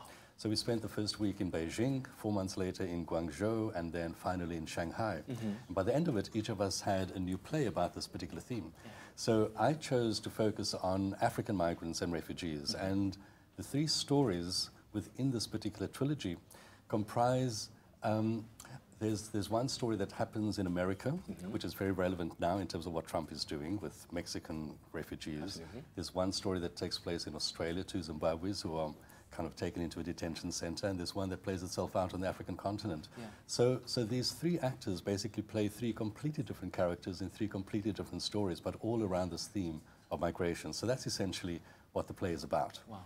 Is there an overarching theme or philosophy that you hold when it comes to you making theatre productions? Is there a certain kind of message that you want to put through to your audience out there? Well, I think that I do believe that theatre does reflect society back to itself. I think that I kind of try to explore the relationship between the macro and the micro, how the big themes impact on individual lives, and how in turn we as individuals impact on our societies. Yeah. So that's generally where my work is located. But also I work in the realm of satire. When Swallows Cry was very much about kitchen sink drama, as we call it, but I also work in the realm of satire, like, State Fracture, Pay Back the Curry, and the latest one, Land Acts. Yeah. But it's all about social commentary on what is kind of happening at the moment. And so with that being said, I believe there is a lot for the public to learn when it comes to watching such productions as that. And do you think that we support theatre productions enough in South Africa? And I'd like both your answers on that. Are you selling out, basically, is what I'm trying to ask? Mine would be no. There can always be a lot more support, and I think Mike will agree with that. Yeah. South Africa is not known for being a theatre-going public. We've got great talent. We've got incredible talent, and we can stand on any international stage and hold our own. And absolutely, it's like sport. Theatre feeds the soul, it lifts the spirits. And in bad times, and times are not the greatest at the moment, people's spirits need to be lifted. They need to go to the theatre. Yeah. Well, it's an interesting question, because it depends on where you play. Okay. When we did When Swallows Cry up at the Market Theatre, we basically sold out. It was phenomenal. We could have played another 2 weeks and we would have been selling out. We did the same show at the Baxter and we lost an incredible amount of money. And I think it has to do also with what one does and who one's primary audience is. I think black folk don't mind seeing their lives kind of being portrayed on stage, even if it's quite challenging. Whereas predominantly white audiences who might frequent the Baxter they shy away from those kinds of things because, you know, it's hard and that's not what their everyday experience might be. Yeah. Recently we did Land Act, so we premiered it at the Cork Bay Theatre. After the 4th performance, it sold out completely. So there are audiences for particular kinds of work. And I think that, you know, as Brendan was saying now, there's an element of catharsis which theatre plays. Absolutely. So people, you know, there are all these things that people feel very anxious about in our society right now. And if theatre is a way in which they can almost feel an emotional and psychological release because the things that they feel anxious about have been dealt with on the stage, theatre can play that kind of role. And I think that's why people do go to theatre.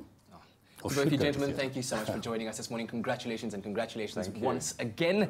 The Naledi Award celebrating the best of South African theatre.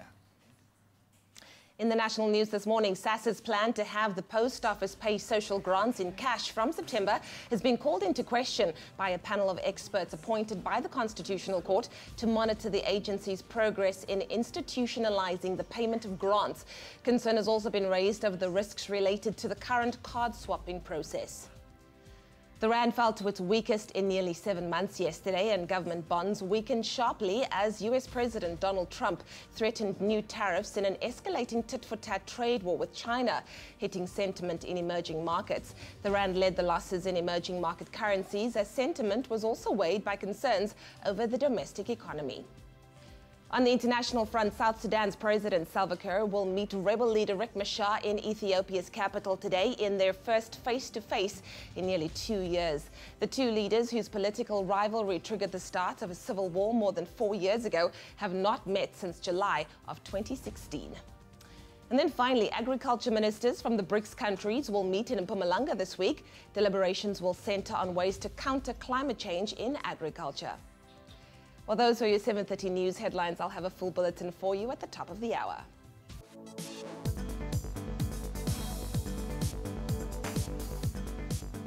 Let's kick it off with football, giving you a quick sporting synopsis. Africa got its first win at the 2018 Soccer World Cup yesterday as Senegal beat Poland by 2-1.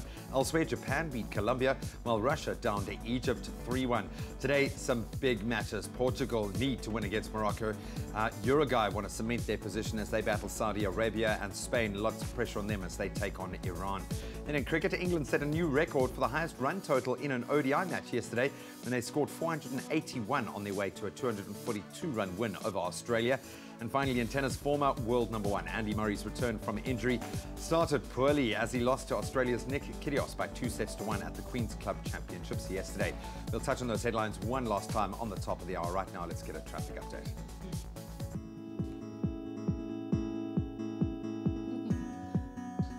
Well, let's take another look at the roads in Gauteng and Linwood. There's been an accident on the N1 highway southbound, and this is before Linwood Road, causing delays from Sefako Magato Drive.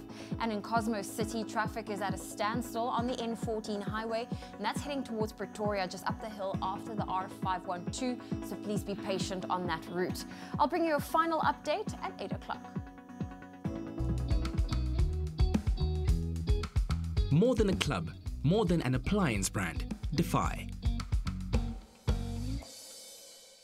Well, let's quickly take another look at those weather and temperatures. It's your Wednesday morning, and it seems like most parts of the country can expect rather cool conditions with a couple of showers expected along the south coast. So keep warm out there, South Africa.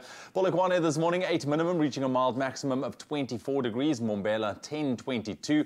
Pretoria, 7 and a high of 24 degrees. Johannesburg, 5-22. Mahikeng, 8 minimum, reaching a high of 26 degrees. Klerksdorp, 6-25. Kimberley, 5-21. Bloemfontein, 1 minimum, reaching a high of 21 degrees. Richards Bay starting off on 16, also reaching a maximum of 21 degrees, and some rain expected. Some rain expected for Pietermaritzburg as well, 8 minimum, your maximum 17. Scattered showers in Durban, 17, 20. Mthatha, 6, 18. East London are starting off on 11, reaching a high of 20. Cradock around 0 this morning, staying cool with a maximum 18. Port Elizabeth, 8 and a high of 20. George, 8, 18. Sutherland, -1 this morning, nice and cold, staying cold with a maximum of only 10 degrees. Cape Town, 7, 17. Worcester, 1, 16. Springboks, 3 and a high of 18.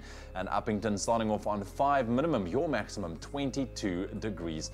That's a wrap of your weather for the 7:30 bulletin. One more update heading your way in half an hour's time, just after 8. We are celebrating Youth Month and, of course, doing so by celebrating our young performers out there. We've got artists from the Jazz Art Theatre Company, or Dance Company rather, one of the oldest in Cape Town, if not on the entire African continent. And they've got a brand new show that's going to be on at the Artscape on the 22nd and 23rd of June called Archives. And once again, Mr. Sfiso Koyama, artist director and choreographer, joins us to tell us about this piece that we're about to see. But it's always wonderful to have you and the crew here. Tell me about the young people that you have at Jazz Art who are wanting to be in dance, and what it is that you would share with them in order to pursue their careers in dance, those that are hopeful. I think they're just one word. We don't have enough time. Discipline. Discipline. Discipline, that's what makes you the greatest artist. Absolutely. And perseverance and passion, and I think the main one is discipline. And we've been with them for the past 3 years.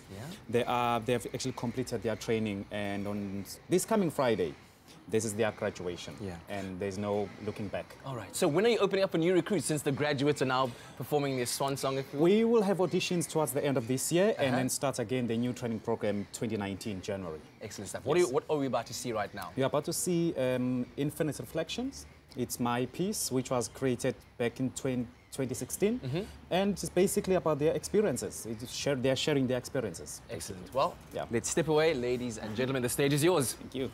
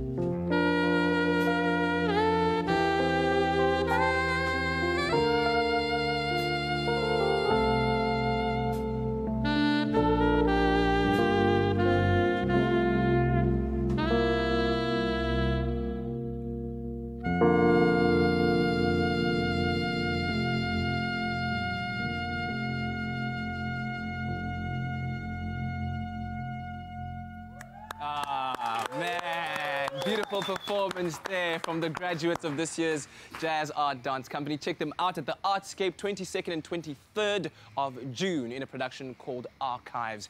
In the meantime, we'll take a break. We'll see you shortly after.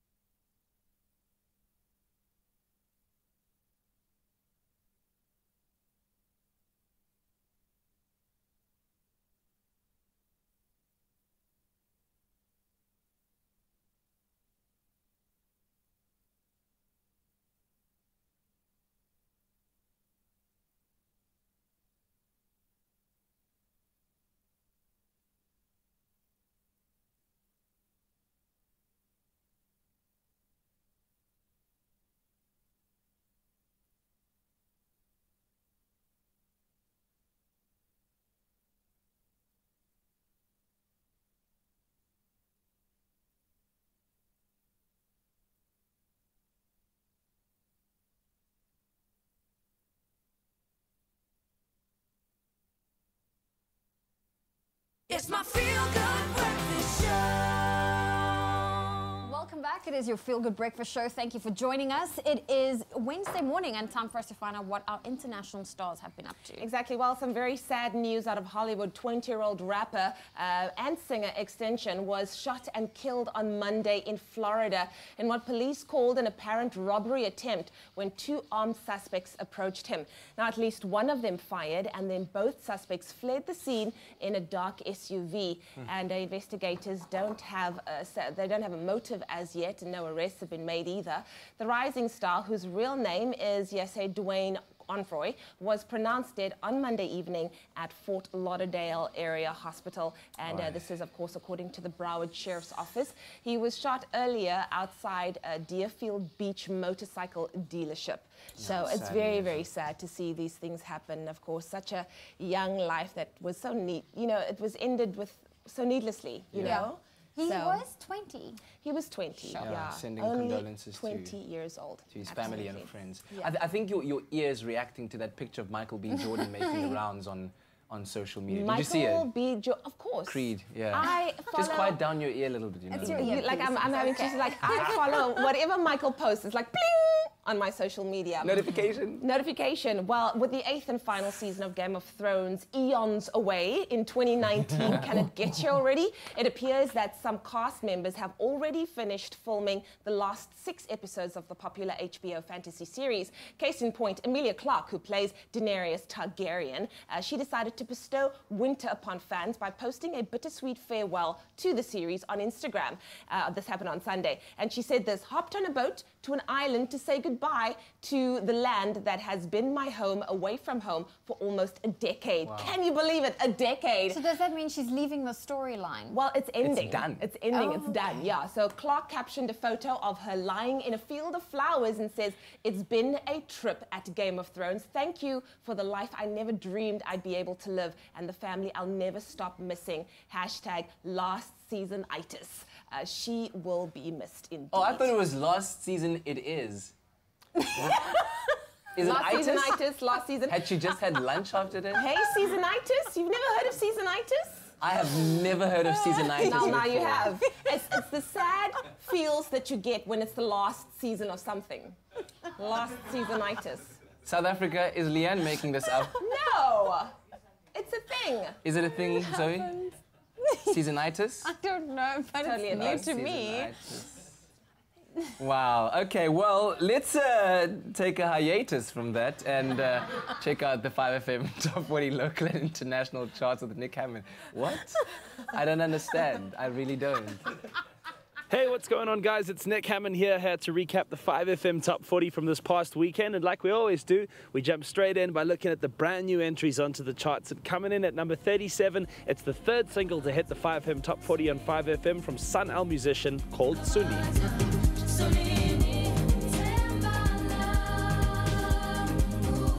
Then the second new entry I decided to highlight this week came in at number 36. It's from Brando and Loud Luxury. This new tune is called What?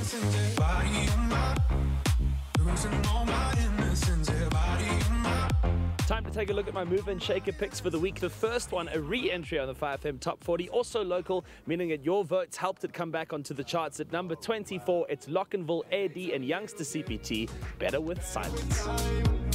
Oh, better with silence. You talk too long, let me know when the time is. My second move and shaker pick is also a re-entry, one I think you're really going to like. At number 23 on the 5FM Top 40 for this last week, it's the latest single from Anne-Marie, this one called 2002. Hold up, if you wanna go and take a ride with me, better hit me, baby, one more time. Getting into top 10 now, you guys, starting at number 10. It's from his latest project called Yay. It's Kanye West with Yikes. Tweaking off that 2CB, huh? Is he gonna make it TBD, huh? Sitting at the number 9 spot this week on the 5FM Top 40, it's music from Jess Glenn. This track is called I'll Be There. I'll be there, yeah, yeah, I'll be there. I'll be there for you. Coming in hot, coming in strong at number 8, the latest single from Selena Gomez on the 5FM Top 40. This one climbing up the charts is called Back to You. I know I go back to you.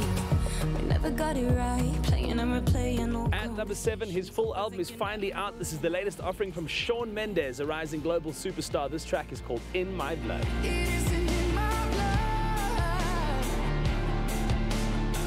Sitting at number 6, these two artists could both not be bigger. It's a powerhouse duo, Dua Lipa and Calvin Harris with One Kiss. One kiss is all it takes.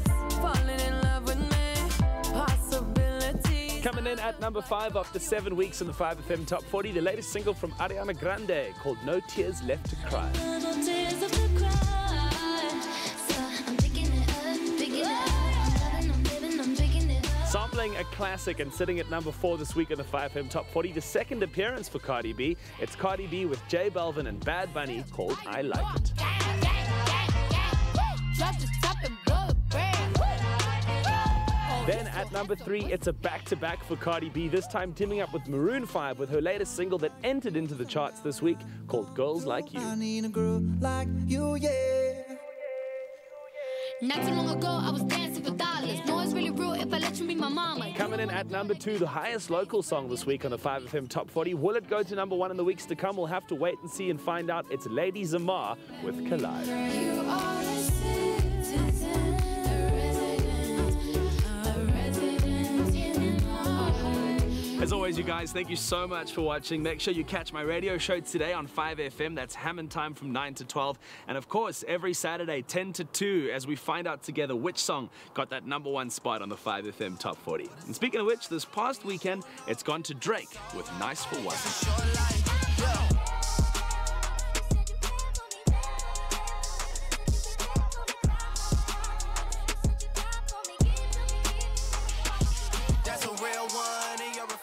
Love this song for days. Now, if you're a fan of international fashion and the trend soon to sweep the globe, then this one is for you. We're on a tour of the most renowned style capitals in the world, and Expresso has your front row seats as we do. Earlier in the week, we skipped across the pond to London, and today we move further south to Milan for the Spring-Summer 2019 menswear preview. And of course, here to make sure we have the details, Nick Strelitz, everybody! Oh, look how excited he is. Did you miss me? Just a bit. Oh, yeah. Crickets. Okay, is that awkward? Is that it's not awkward for me. Awkward. Okay, Awkward it's for fine. you. Listen, let's. Fine. So we looked at some top trends from the London catwalk. But right now, what are some of the key takeaways you think for South African men with regards to Milan? Milano. I think what people need to know about Milan is that it's sort of the most provocative of all the big four international catwalk events. So this is where things are really, really pushed. This is where concepts come to be made and created. It's where things are really pushed to the limit. My key takeout, I think, for 2018 for men is that I really want everyone to push themselves, to make themselves uncomfortable. Because you ain't going to grow in fashion unless you're a bit uncomfortable, as in life. Yes. It's getting really deep today. But what I think really is look at the trends I'm about to talk through and pick one that you think maybe might work for you best. Okay. It's going to feel awkward because it's new and it's new, strange. yes. But once you do it and once you start to sort of get a bit more comfortable with things, you can go the distance. Okay, so shall we jump right in? Let's talk trends. Let's dive. Yeah. Not jump. Let's dive. Head first. I'm going to start with a bit more, a bit on the provocative side. So, okay, cool. Mini shorts. Mini shorts. We've seen mini shorts around for a while. They came full swing in... No. Can we go to the next one? No, these two are not into it. No, I'm kidding. Stay there. I think the key with the mini short is, okay, it's summer, guys. You want to show a little skin, a little leg. But you how you much have amazing leg is legs. too much leg when you're not at the beach? Yeah, but see, that's been skipping leg day there, you know. So Don't skip leg day. No. They have been. I haven't. Oh, you know, okay. so I don't know if the They've shorts been will. skipping leg day. That's what I'm saying. But listen, I think a short with a suit jacket is something novel. It's something new. I think you can actually work it for office wear. Hopefully your boss is a bit more open-minded because you might get fired. But I think you should go for it.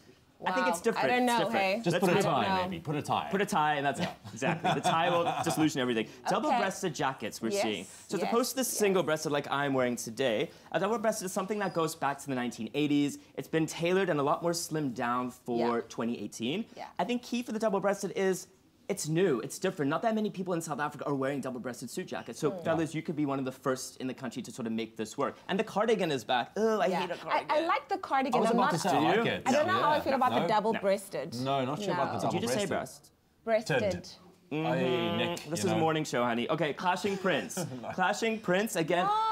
Do you remember when I called this about a few months ago? Yes, Do you remember that? I remember This has that actually day. become a mainstay on the catwalks, and we're seeing it a lot in menswear as well. Yeah. I think the key takeout for Clashing Prince is work with the same color palettes on the top and the bottom. Don't worry about mismatching prints. Just make sure the colors come together. Okay. And the prints can be whatever they want. Okay, interesting. Monster footwear. Monster footwear. No. Monster footwear. Stop it. No, I will come on. never accept this trend. Okay, listen, this is for the average to short men out there like me. I'm not short, I'm average height. My mom always told me I'm average height. Yeah. I'm not short, so take Okay. that. All right. I'm wearing a bit of a platform here as well. This is Wow. a sneaky way to get a few inches in, okay? And Okay. I need all the help I can get. Yeah, no, you do. You do. Right? Great, thank you so much. Okay, go nude. I'm saying it. Go nude. So we've seen a lot of suit jackets with nothing underneath. So in this single-breasted suit jacket here, double-breasted here, just bare skin. Okay. Would you rock that? I love this. I would do that. Yeah, I like that. I love like this that. trend. It's for men, Lee. Ewan? Yes. She likes it on men. She does. Yes. Okay, gotcha. I think the key for this is baby powder. Because you want to stop the perspiration. If you're not going to wear anything underneath the suit jacket, you need to keep yourself... Yes. But I'm free. here to dab. You're here Just to if it dab. needs. Yes, you'll be there. Following your man all day, Leanne dabbing. Forest green. Talk about yellow in London. We're seeing a lot of forest greens. I like that. I'm You here into for that? this color. Yes. I think forest green is sophisticated. There's an elegance about forest green. Yeah. Right? Is that a bit dramatic? I think that's No, okay, it's though. perfect. I like the look on the left here. That's quite sleek, something that I would right? go for, yeah. This is you. I Yeah, think absolutely. forest green paired with denim, blue indigo dyed denim, like the jeans I'm wearing, that combination can never get it wrong, Yeah, guys. yeah. And finally, handbags. I had to say it. Handbags? Listen. On a man? Listen, guys, it's 2018. Let's open up the conversation. Handbags or man bags? Handbags. Women's bags. Let's make men wear women's bags. There are no rules anymore, Leanne. There are no genders anymore, girl. Get into 2018. I'm a man, I'm a woman, I'm a lady man, lady woman, as are you. Okay. Yep. But listen, start with Pick one something. and go with it. Start with a sleek leather backpack, a fanny pack. If you can't do a clutch, or look at this little guy with Did you this say little fanny pack? Fanny pack. Okay. We say moon bags in South Africa. What do we say? What country am I in? We Where don't am say I? any of those because I don't think we use them. Excuse me. Yes. Those are very big. Very big. You're gonna get a text from me. Nickville. Thank you, Nick. Nick, thank you so much. I'm going to get a text from Nick. Well, it is, of course, Big text. of course, you need to just keep up to date with everything that's happening with Expresso Fashion Week wrap-up from the runways of Milan. And then tune in next week, Tuesday, when we continue with our very stylish adventure into the City of Lights, Paris, for another insightful summer trend preview. I like knitwear.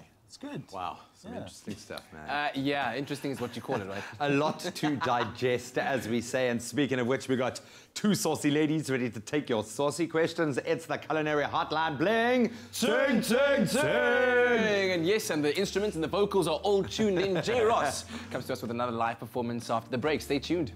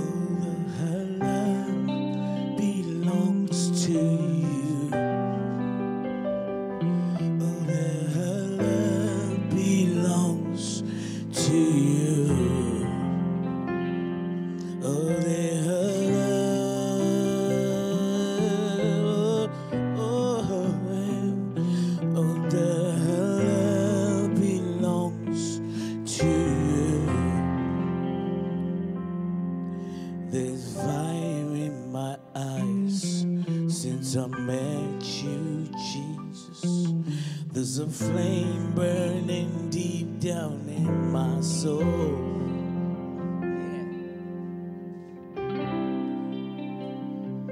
Keep it burning, Jesus. Keep it burning, my Lord. Give me oil in my lamp. Keep it burning, Jesus.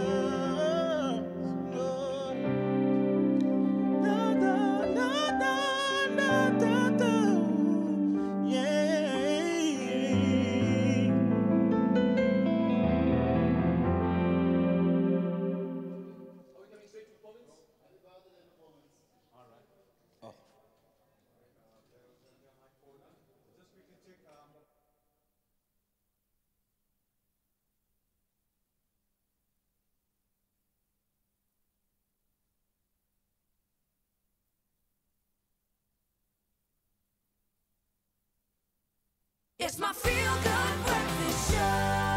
Happy birthday, a very happy birthday to you. Welcome to your feel-good breakfast show. I feel like I need to be in tune with that tune, as it's time for us to now wish everyone a happy birthday if your birthday is today, the 20th of June. Exactly. Firstly, though, let's take a look at some high-profile celebrities. Nicole Kidman celebrates her birthday today, actually. Now, of course, she's the beautiful actress who rose to fame for her performance in the 1990 film Days of Thunder. She also won an Academy Award for her portrayal of Virginia Woolf in the film The Hours. Oh, she's beautiful, a brilliant actress. Happy birthday. Look and celebrating also his birthday today is none other than Lionel Richie. I mean, he brought us the songs Hello, All Night Long. I'm just mentioning a few of them. There's Easy Like a Sunday Morning. And he's also, you know, he's a multiple Grammy Award winner, and he co-wrote the song We Are the World with Michael Jackson. That, of course, is a hit that people just keep remaking. So happy birthday, Lionel Richie. That's it. And then isn't his daughter dating Scott Disick? Scott Disick, the other daughter is married to one of the people from Good Charlotte. Just saying. And then we have also a very, very special birthday. We love Henny Groenewald here. Henny is always here early mornings when everything is still dark. He makes us the most legendary cups of coffee. His name is Lenny, the legendary cup of Henny. And his wife celebrates her birthday today, Wendell Groenewald. And she's absolutely beautiful. Henny, happy birthday to your beautiful leading lady, man. I hope you guys are going to have a beautiful day. And Wendell, happy birthday. And if it's your birthday, we would love to hear from you. Why don't you let us know? Or perhaps someone special in your life, it's their birthday. Send it through on our social media pages with that hashtag Expresso Show, and we could be wishing you a happy birthday. In the national news this morning, the South African Social Security Agency's plan to have the post office pay social grants in cash from September has been called into question. The panel of experts appointed by the Constitutional Court will to monitor the agency's progress in institutionalizing the payment of grants is also raising concerns over the risks related to the current card swapping process. The panel says despite progress being made to ensure the payment of grants is not interrupted, it remains uncertain whether SASSA will achieve this. The rand fell to its weakest in nearly 7 months yesterday, and government bonds weakened sharply as US President Donald Trump threatened new tariffs in an escalating tit-for-tat trade war with China, hitting sentiment in emerging markets. The risk-off sentiment also hit stocks, with banking shares leading the fall. The rand led to the losses in emerging market currencies as sentiment was also weighed by concerns over the domestic economy after a string of poor economic data and power outages following protests over wages at national electricity provider Eskom. Now moving further abroad, South Sudan's President Salva Kiir will meet rebel leader Riek Machar in Ethiopia's capital today in their first face-to-face in nearly 2 years. The two leaders, whose political rivalry triggered the start of a civil war more than 4 years ago, have not met since July of 2016. Successive international efforts have so far failed to impose a functioning peace deal or meaningful ceasefire. Last month, the UN Security Council gave the warring sides a month to reach a peace deal or face sanctions. And then finally, agriculture ministers from the BRICS countries, Brazil, Russia, India, China and South Africa will meet in Mpumalanga this week. The Department of Agriculture, Forestry and Fisheries, in partnership with the Mpumalanga provincial government, is hosting the 4-day event. The theme for the 8th meeting is Climate Smart. The findings of the meeting will be tabled at next month's BRICS meeting to be held in South Africa. Ministers from BRICS countries are deliberating on ways to counter climate change in agriculture. Well, that was your 8 o'clock news update. Here's a final look at what's happening in the world of sport with Graham.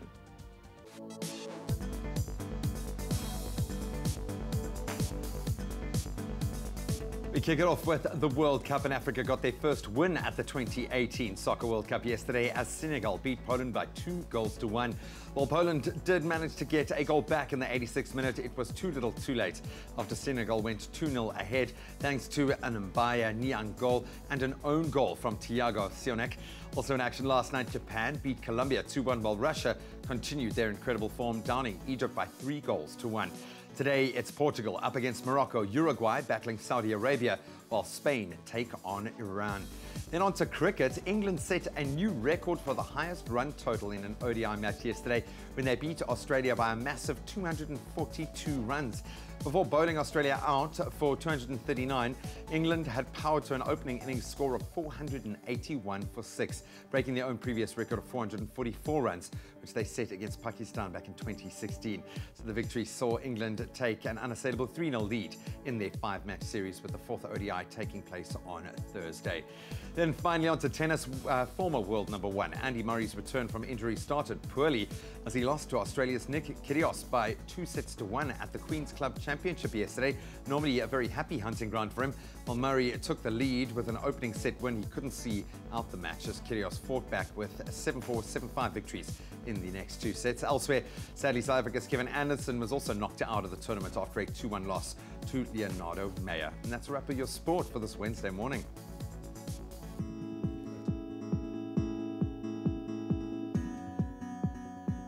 Let's take a final look at the roads, and in the Western Cape and Athlone, there are severe delays of 25 minutes on the N2 inbound. That's between Jakes Gardwell Drive and Main Road, with an average speed of only 10 kilometers an hour, so allow for some extra travel time. And that's a wrap of your traffic. Turning air into pristine, clean drinking water. Cirrus Water, the future of sustainable drinking water. It's just after 8 o'clock. Let's quickly take a last look at your weather and your temperatures for your Wednesday morning. And it's chilly temperatures all around for most parts of the country. Some showers expected, though, for the south coast. Let's get into those temperatures. Polokwane 8 minimum with a maximum of 24 degrees. Mbombela 10, 22. Pretoria 7 minimum reaching a high of 24 degrees. Johannesburg 5, 22. Mahikeng 8, 26. Klerksdorp 6 and a high of 25 degrees. Kimberley 5, 21. Bloemfontein 1 minimum reaching a high of 21 degrees. Richards Bay 16, 21 with rain expected. Also rain for Pietermaritzburg 8 and a high of 17. Durban some scattered showers today. 17 minimum, your maximum 20. Mthatha 6 minimum and a maximum of 18 degrees. East London 11, 20. Cradock around 0 starting reaching a high of 18 degrees. Port Elizabeth 8, 20. George 8 and a high of 18. Sutherland -1 reaching a high of 10. Cape Town 7, 17. Worcester 1, 16. Springboks 3 and a high of 18. And Uppington starting off on 5 reaching a maximum of 22 degrees. That wraps up your weather and your temperatures for your Wednesday morning. All right, it's time once again to bless your Wednesday. J. Ross is in the studio. His latest album, Living in Christ Volume 1, is out, and he's sharing music from this album with us. Here he is right now with a song called Fire in My Eyes.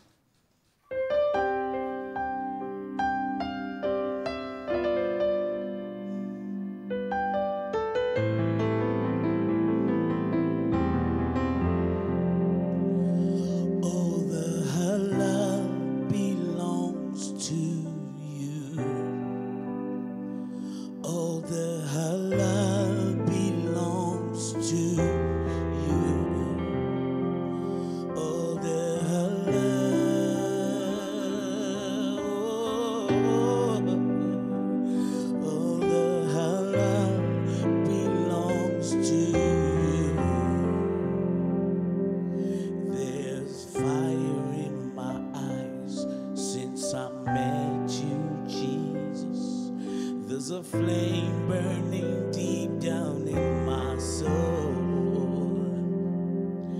There's fire in my eyes since I met you, Jesus. There's a flame burning deep down in my soul. Jesus, I summer unto you. I give you all the total praise. Jesus, you deserve all the tailor. Lord, you are worthy of my honor. Oh, and there's fire in my eyes since I met you, Jesus. There's a flame burning deep down in my soul. There's fire in my eyes since I met you, Lord.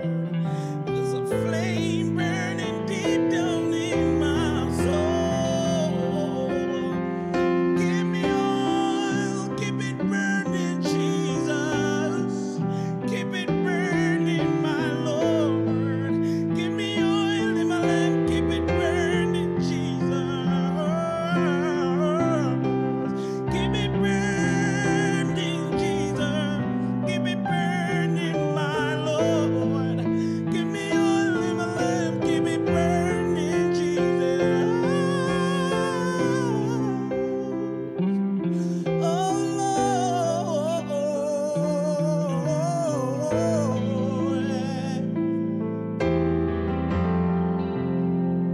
I say there's fire in my eyes since I met you, Lord. There's a flame burning deep down in my soul. There's fire in my eyes. I met you, Lord. There's a flame burning deep down in my soul.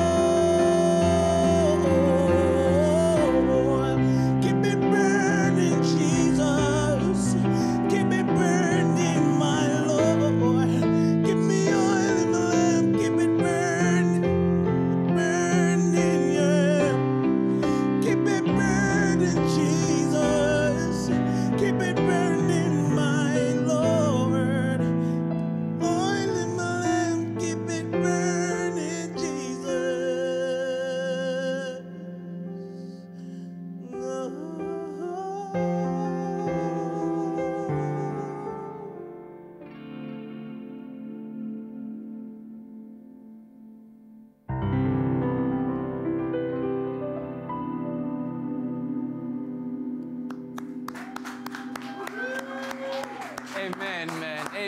many, many blessings indeed. I hope that you enjoyed that it truly did kickstart your Wednesday as you start the day. As I said, that's music from J. Ross's album Living in Christ Volume 1. Interact with us, let us know what you thought about that performance on our social media platforms. We're going to take a quick break, and when we come back, the ladies are standing by to take on all of your culinary conundrums in the Culinary Hotline. Bling! Sing, sing, sing! Join the party on Top Billing this Saturday as actress Relebohile Mabocha brings the fireworks in her new starring role. Better than shopping Fifth Avenue, Jeannie's making her own runway-ready couture. And after dreaming of building their fantasy home for years, the Mushwana family fulfill their dream. You can see the Mushwana home this Saturday on Top Billing at 6 p.m. or repeat Sundays at 12 noon. Cheers! The stage is yours. Cheers! Cheers!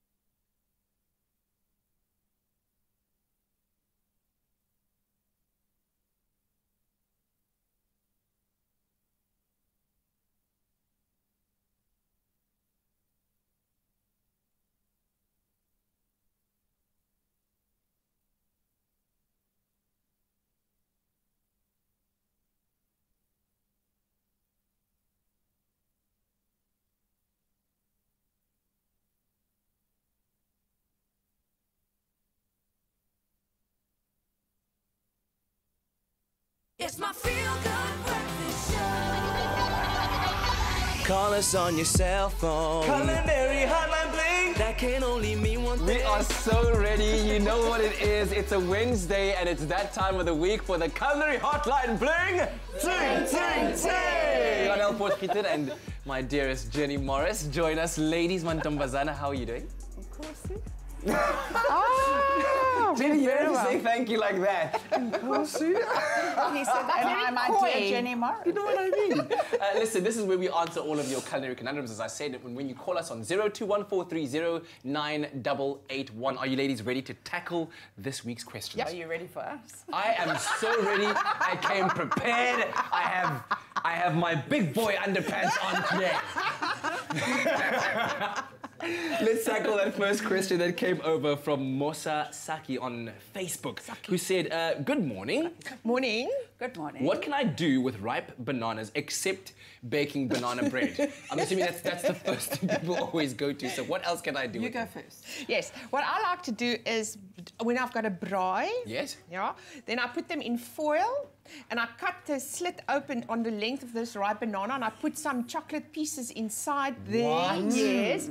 Then I close the foil, put it on the braai for so 20 minutes. Then I smother it with cream or ice cream and you just yum yum. That sounds amazing. Like, wow. Yeah. Wow. I'll take it a step further. Do it. You said ice cream. You can make ice cream out of it. You can freeze them and then blitz them. But they make the most amazing foot rub. I mean, foot rub. Yes. What? Yes. Jenny, Jenny with the plug. Serious. You mash them. They've got A, B, and E. Yes, vitamins. and calcium. And magnesium. Magnesium. And then you wrap it. You got me tweetalig, my girl.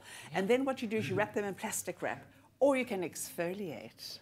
Really, Jen? Mash that banana, add sugar, baby, and just rub it all over your body. Seriously. And a hair mask and a face mask. It's really good. I don't know if I want banana all over me. Oh, you know, hey, like listen. And that dark You don't when it's understand this banana. Exactly. Do you know what I mean? Banana and chocolate. Banana. I wonder what's and the skin. Get rid of your warts. I don't have a wart. I'm not a witch. Really, Jenny? Yes, you put like the skin on for 10 minutes. Jenny, Not you 10 might minutes. be onto wrap something it overnight. right now. I'm telling you, it's all natural, right. doll. While you let that mull over a little bit, we've got a caller on the line. Soroya. Good morning, Soroya. Hi, good morning, guys. Really enjoying the show. Thank you Every so morning. much. Doesn't miss it for one morning. I've got a question for Jenny and Anel. My jam always cooks over when I put it in the oven. And I just can't seem to get it right. Can I ask you a question? Do you do it in like a big tart or in small tarts, number one? And do you pre-bake your pastry or do you just bake it as is? No, I bake it all in one go, as is. Okay. All right. Jenny, will you answer that? Well, there has a hint and tip. I would definitely bake it blind. First. And are you a greedy girl like me where you put so much jam in it that that is going to happen? That's the problem. Because remember, jam, it's sugar, so it's going to bubble over when it cooks. So just whatever the recipe says, don't exceed that. Okay, so stick to the recipe. Yeah. And then it's also like only 18 to 20 minutes, but I will definitely blind bake the pastry, then put the jam in. And what you can also do is take a bit of the pastry and put it on top and bake it. And as soon as that pastry is like light brownish or done, then you know the jam, it's perfect time to take it out. And then it won't overcook. And she doesn't mean cover the whole thing. Hey, No, darling, no, it's just a little strip. Let the strip be so that it gives you a timing. That's a good tip. Yeah. I just had to go back to archives in my mind and I couldn't quite find it when you mentioned blind baking. Is there a quick explanation as to what that is very quickly? Yes. So what you do, you put your pastry in your tart pan or your flan pan, and then you put a bit of parchment paper in with blind baking boinkies or rice or something, or marbles or rice, and you bake that for about 15 minutes. So it's already a little bit baked. Okay. Then you only so put that the crisps jam. it up and keeps the shape and the form before. And always put that tin on a very hot, preheated oven tray. Then you won't get a soggy bottom, remember? Oh, because we don't like soggy bottoms. Hashtag soggy bottoms must fall. All right. This question here from Sulega Samuels on Facebook said, morning, my lovely family. How are you? We're doing Morning. Thank you very much. I need a recipe for lemon, butter, and garlic sauce, please. I want to serve it with grilled prawns. Oh, how delicious. I mean, what are we cooking at home? Deliciousness. So, That's my favourite thing. It's Lemon, butter, lemon, and garlic, and and prawns. So what I just want to say is use fresh stuff. Use fresh garlic. Moenie daai gekoopte goed koop in die tins wat in oil is, because it's not actually garlic. It's something else, isn't it? As well. It's turnipy. Yeah, it's turnips. So use fresh garlic and grate the garlic. I'll use real butter. Moenie margarine gebruik nie. There's too much water in it. So use the real stuff and then real lemon juice. Okay. So then that you warm up in a little pot. And what I would do is almost the same thing, but if you wanted to kind of cling to this little pink prawn bodies, I would put a little bit of butter and some oil first, a bit of chopped shallot or onion, get it nice and translucent. Yeah. And then at that point, a big splash of wine and some lemon juice, a little bit of both, let it cook down, and then take it off and just beat in that butter, baby. Bit in the butter, baby. And the garlic. And just watch it cling. So what you're saying is you first burn off the wine. It's like a burnette type of, and when you use vinegar, so you use this wine now. Yes. Okay, And we all know how well white wine goes with seafood, right? So it'll just moniel in there. Nice and dry. We've got a caller from Newcastle. When last did we have somebody from Newcastle? This is... Oh, sorry, no, this is Lily from Durban. Lily, my hometown. Lily, good morning. Morning, Lily. Morning, Anel. Morning, Jenny. Morning, Kat. Hey, Lily. I watch you every day of my life, but today I'm stuck. A lady gave me some ready-made dough to make biscuits. Okay. And I am trying to roll this dough out, and it's just crumbling and crumbling. Don't put an egg or must I put some little bit more margarine to bind it, or what? I don't know. Please give me an idea what to do. Excellent. Is it dough dry? No, it's not dry, but people, I know biscuits, you don't need them too much. If I don't know if I'm right or wrong, but I took a small piece, a little bundle, and I've been rolling and rolling and rolling, and it's, it's getting like, it's oily, it's getting oily, but it's crumbling. Hot hands, hot hands. Keep rolling, rolling, rolling, rolling. So what to do now? I also think that you must put it between cling film and try and roll it in there because that will work. So because I made a cookie dough last week and it's just butter, sugar and that, and you just roll it and put it in the fridge. I don't know if yours are in the fridge or not, but if it's too oily, then there's too much oil in there. It says it's crumbling though. Crumbling, then you must add a little bit of water, like a tablespoon at a time. Just okay, a little so bit. rework it again, add tablespoon of water at a time and watch it come together. But not too much either. You will nie heeltemal gerework. I think her hands are hot because you're saying you're rolling them in balls. Put your hands in ice water, darling. Yes. And stop putting your hot hands on that dough. Don't overwork it. All right. So, Lily, I hope that helps. Try those tips out and let us know. We will be right back again with the Culinary Hotline playing. Ting, ting, ting. Man, that's cool, eh? Some cool tips coming. Hot hands, remove the hot hands. Anyways, right now, changing direction very quickly, South Africa's leading appliance brand Defy is committed to helping us and South Africans develop better water-saving habits as a result of the ongoing crisis across our country. Now, by utilizing the latest energy and water-saving technology, the appliances go the extra mile to help us save. But more than that, Defy have embarked on a campaign to remind us that every drop counts by sharing water-wise tips on the Defy South Africa Facebook page and offering water warriors who have great advice a chance to win. Absolutely. Now, to win all this gorgeous Defy 7 kg front loader that you see right now as a washing machine, all you need to do is like the page and share your own water-saving tips on the Defy Facebook page. Now, to get you started, we've got a practical tip that you can use in your own home.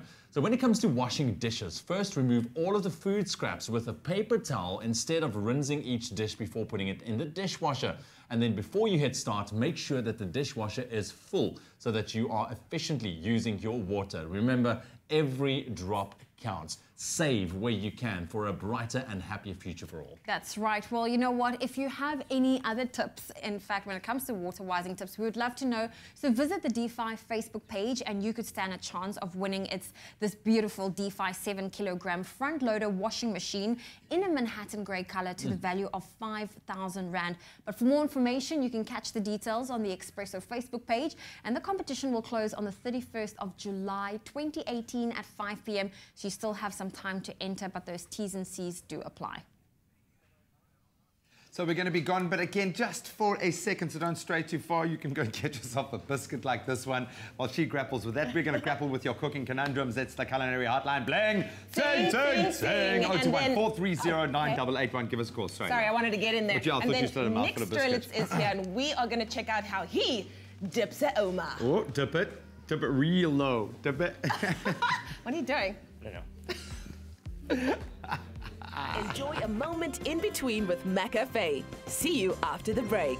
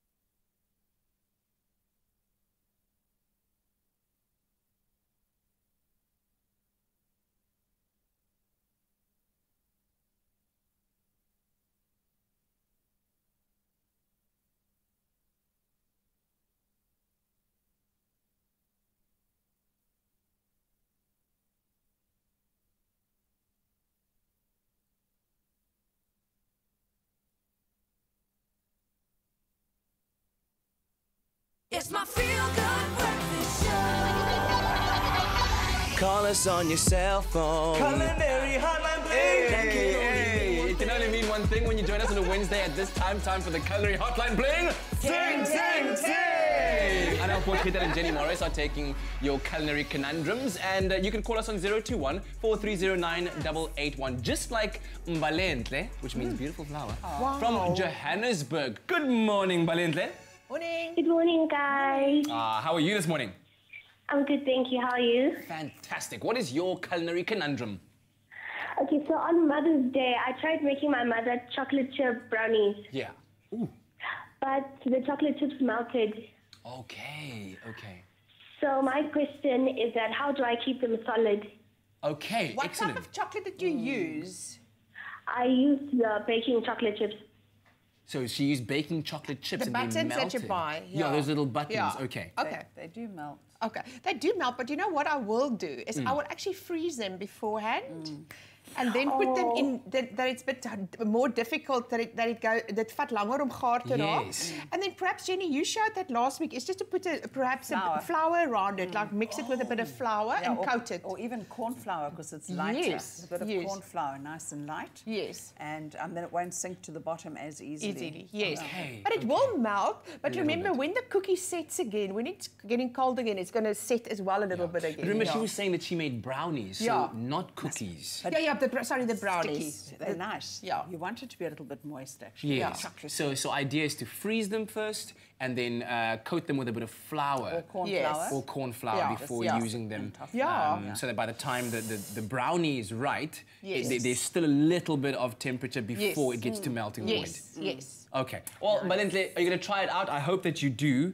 And let us know how it goes, okay? Thank you so much, guys. P.S. I love your name. What a beautiful name. Beautiful flower. Yeah. They love your name, Valentle. All right. Let's take a question here that came to us from Rachel from Newcastle. And she wanted to know how to make tacos. So let's talk about it. Look at you. Clever. All right. Andre. What I would do is you can buy taco shells, but it's nice to make them from fresh. Yeah. So I would take a tortilla, and you can turn a muffin tin. I'm not going to do this one. Yeah. You turn it upside down, and you just push that taco in, so it makes a little taco bowl if you want. Yeah. Otherwise, you take the grid from your oven and you just lie them over it and stick it in the oven for a couple of minutes to crisp them up. Yeah. Oh, wow. And then you make your own lovely fresh ones. Yeah. How would you fill it? With anything. So normally it's done with mincemeat and perhaps beans and chopped tomato and cilantro. But you can also do it with like fish and beautiful flavors around fish and prawns and lettuce and a bit of mayonnaise. Yes. I'm so hungry for a taco. Listen, how about I'm just throwing something out there. Tripe on tacos. Beautiful. Or pence. Love it. Now think about it. Just let it simmer a little bit in your mind, especially a nice and saucy tripe. It mustn't be too saucy because the taco's bottom will fall off. Oh, this is true. You'll have a soggy bottom. And then chop up tripe. That's what, chopped. yes. It can only heel been with. But you see now, this is the thing. At home, when we make tripe, or malamochodo as we call it, the young boys are charged with the task of chopping it up. And you know the sheep shearing? Yes. You use that to chop it up. That's why I've got such massive forearms. Feel my forearms. They're amazing. I you know what I mean? So add that to it. Try it out. Okay. We've got Jenny from Cape Town on the line. Good morning, Jenny. Good morning. Hello, Jenny. Good morning to both of you, three of you. Great to have you on the line. What's your culinary conundrum, Jenny? For the baking conundrum of the tarts, when you're baking tarts, I've used this method for years. All you do is beat an egg white. And then you spread it over your pastry, whether it's raw, not baked, or even if it's baked. Yeah.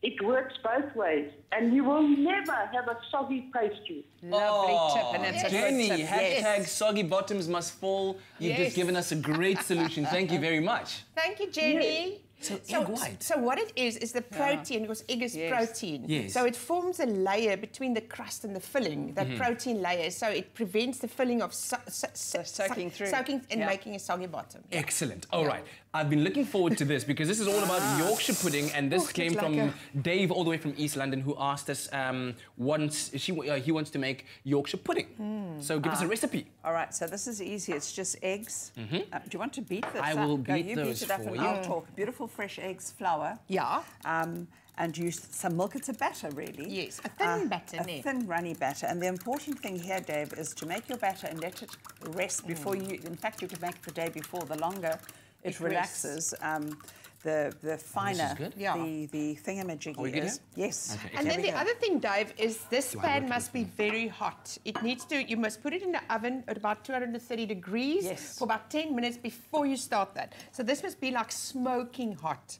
And there needs to be about 1 centimeter of oil in each little one of these holes here. And then, Jen, what do you do? Do you know what I would do? Also, beef dripping. It's so nice because, you know, in the old days, remember they used to roast it underneath the dripping meat. Not that we do that anymore. Those were the days. Where do you get beef dripping? From the butcher, but you know, your steak. Like when you're trimming your steak, freeze it and then just render it down and make it. It's tasty and really, really nice. You don't want lumps in here. Okay, so this is now where you'd have to, I guess, exercise a bit of elbow grease. What I will suggest to prevent those lumps is to actually have om 'n sifter en dat iemand klits en iemand sif het so boord. Okay, so you'd have the wet ingredient and add the dry to it. Slowly. Okay, so here we did it the other way around. So it might require a little bit more work, maybe a spatula. But that's fine. And the thing is, when we pour it in, it must sizzle. Yeah. That's the important thing. And you don't pour it in from there. You need to put it in a jug. Okay. So your oven tray would have been heated then? Very hot. Like you were saying. Smoking hot. Smoking hot. And then when you pour it, Jen, just pour it. And when you pour it in, it will be sizzling, okay? So she will pour, okay, and then what you do, you use a spoon, okay, Jen?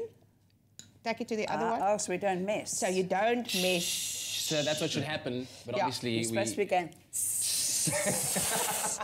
So that is then for about 15 minutes in the oven, and then you get that gorgeous. Beautiful. And that is a Yorkshire pudding. And your meat should be ready because these are going to come out hot. So you have these with a meaty kind like a beef roast. Yes. But what you can also do is like smoked salmon with cream cheese, chopped chives inside there. Bless you. Yeah.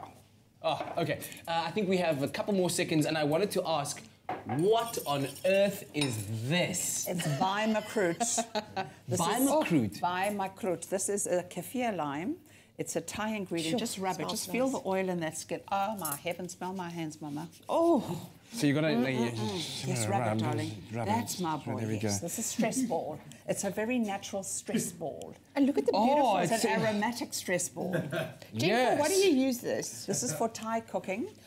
The skin is this is where all the wonderful stuff is. So you do grate the skin? Grate the skin, don't get the white stuff in. There's very little juice, as you can see. What about the white stuff? Just taste that. Have a lick. Oh, have a...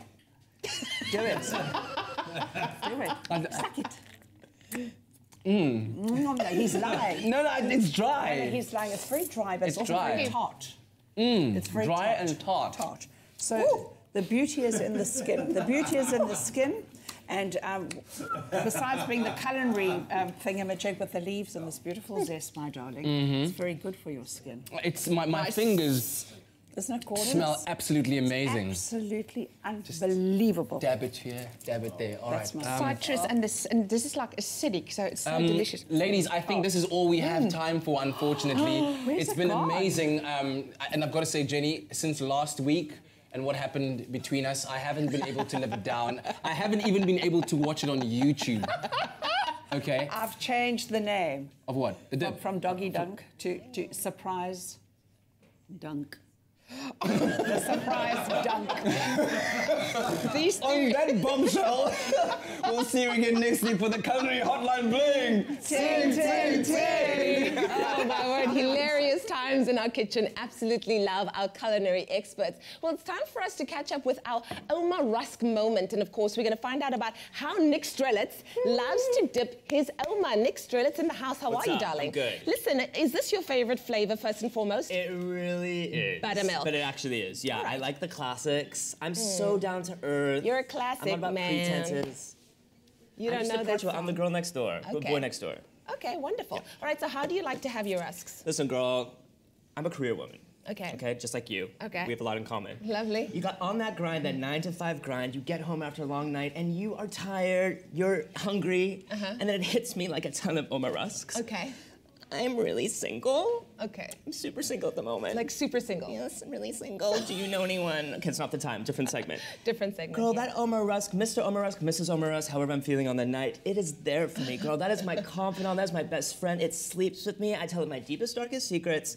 It sounds really weird. I know I'm crazy, but girl, this just never talks back. It's just there. It's a constant for me. Wonderful. So Yeah. what do you call your rusk?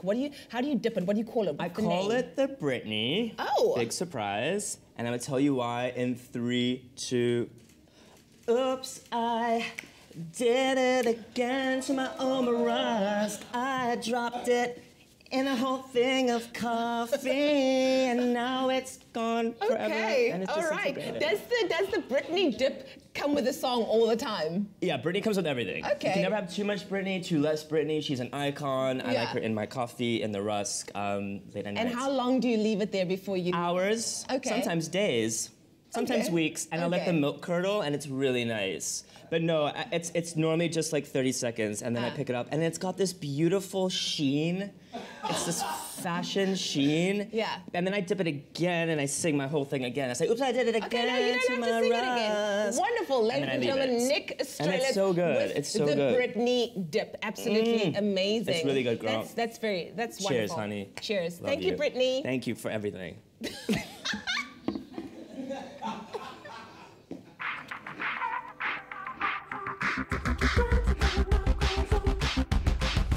Cozy up this winter and Dipper Omar. Trust Nick to bring the Britney. Nick, you are special. South Africa Nick is, like you've just heard, super single as well. So Okay. let's hope it oops doesn't happen again. Yes, after the break, quickly, we're making a delicious smoothie bowl, specifically if you are lactose intolerant. A very interesting recipe. Very interesting indeed. And then Jay Ross still on your Feel Good Breakfast show. He is here to perform. He's been bringing the soul the whole morning. So he's performing after the break. This week, Presenter Search on 3 heads up country for part 2 of the Mentor Masterclasses. Nerves kick in as Durban contestants interview the cast of SABC1's hit drama series Uzalo. And the Joburg hopefuls have their wits put to the test. I can stop this wheel wherever I want. On the set of WTF Doomy and Trending SA. Catch all the drama on Presenter Search on 3, Thursdays at 8:30 p.m. on SABC3. The stage is yours. Enjoy a moment in between with McCafe.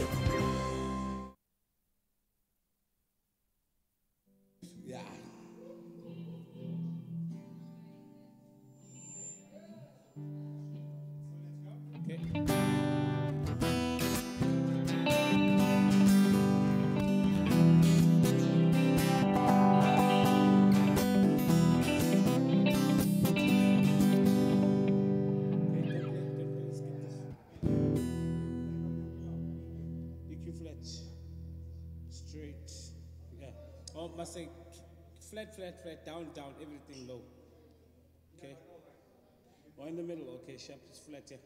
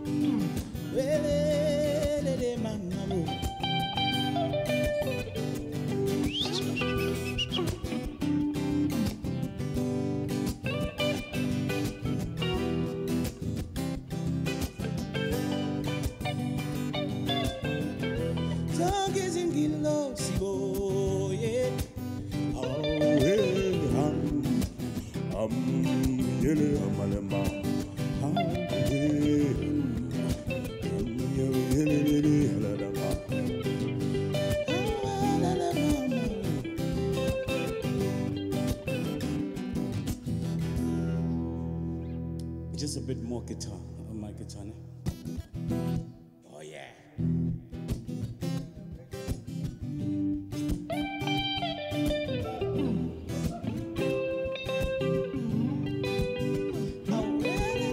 Oh lo lo mama, oh lo lo, welele mama, oh lo lo.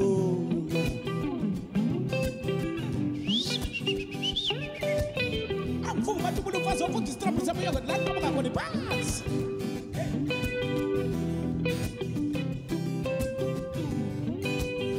Oh lo lo mama, welele mama, welele mama. Just a bit more delay on the vocal. Oh, welele. Oh, lo, lo, mama. Oh, welele, le, le, le, le, le, le,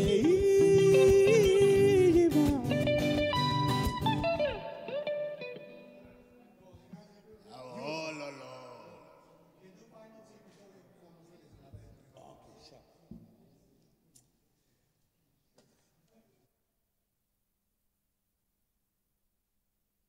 It's my feel-good breakfast show.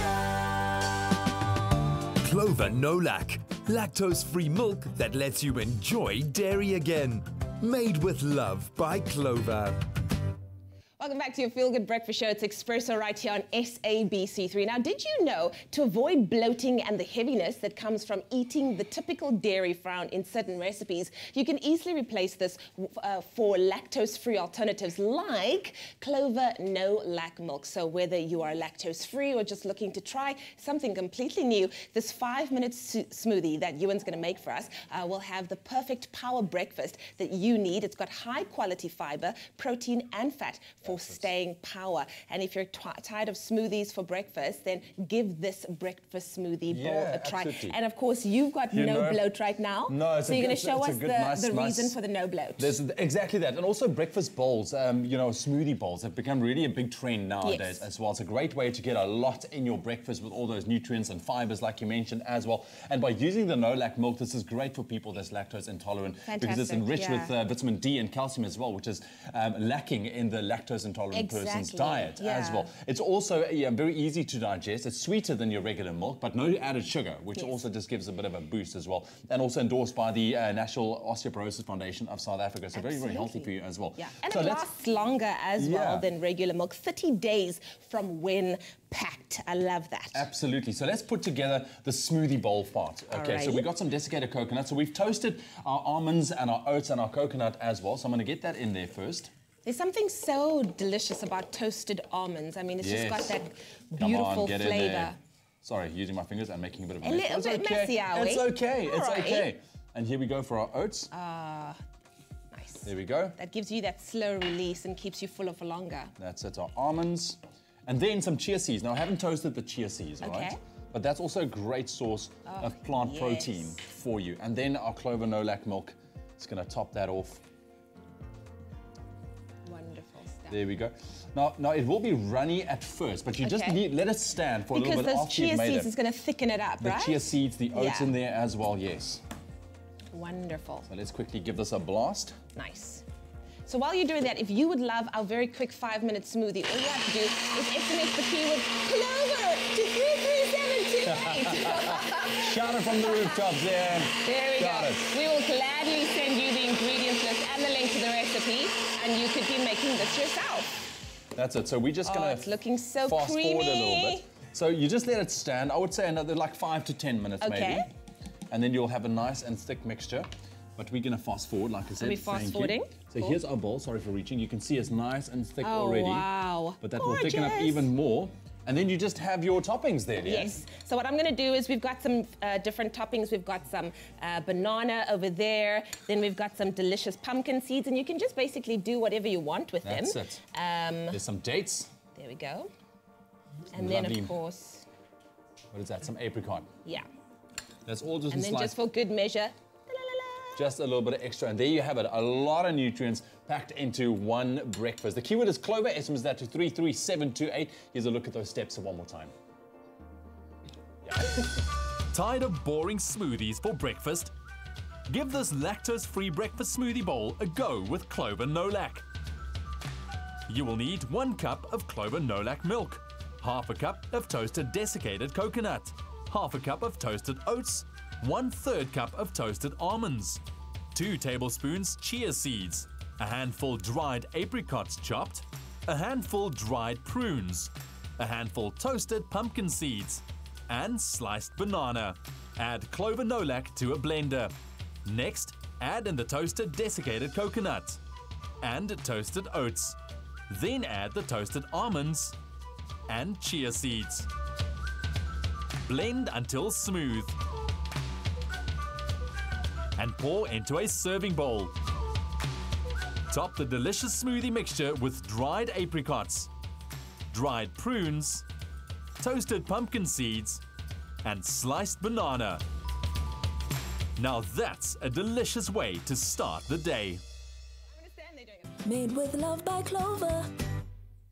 That keyword, once again, Clover to 33728. If you'd like us to send you the ingredients list and the link to the recipe, you can make this yourself. Easy peasy, Look, less than 5 minutes. this is like the ultimate smoothie bowl. It's going to keep you nice and full. Brilliant way for breakfast. Like I mentioned, a lot of ingredients and nutrients in there. So try this one out for breakfast. You will not be sorry. Absolutely. Do you want to try? I don't want to ruin it, though.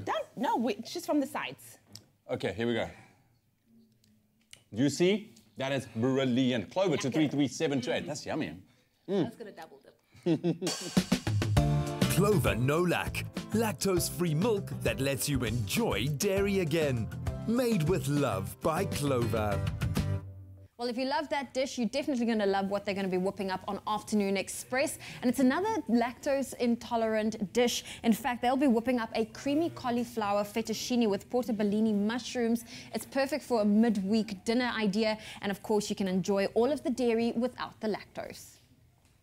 Well, today is a very special day. You know why? Why? Because it's Wednesday. It is. I love Wednesday. And here we make every Wednesday a wash day. Now, washing is not just about getting fabrics clean and removing stains. It's also about making sure that those fabrics are very well taken care of so they can last longer. And so today we want to give you a mat guide on what to do when it comes to hand wash and what not to hand wash. And I love it. I just love wash days so much. I love them, eh?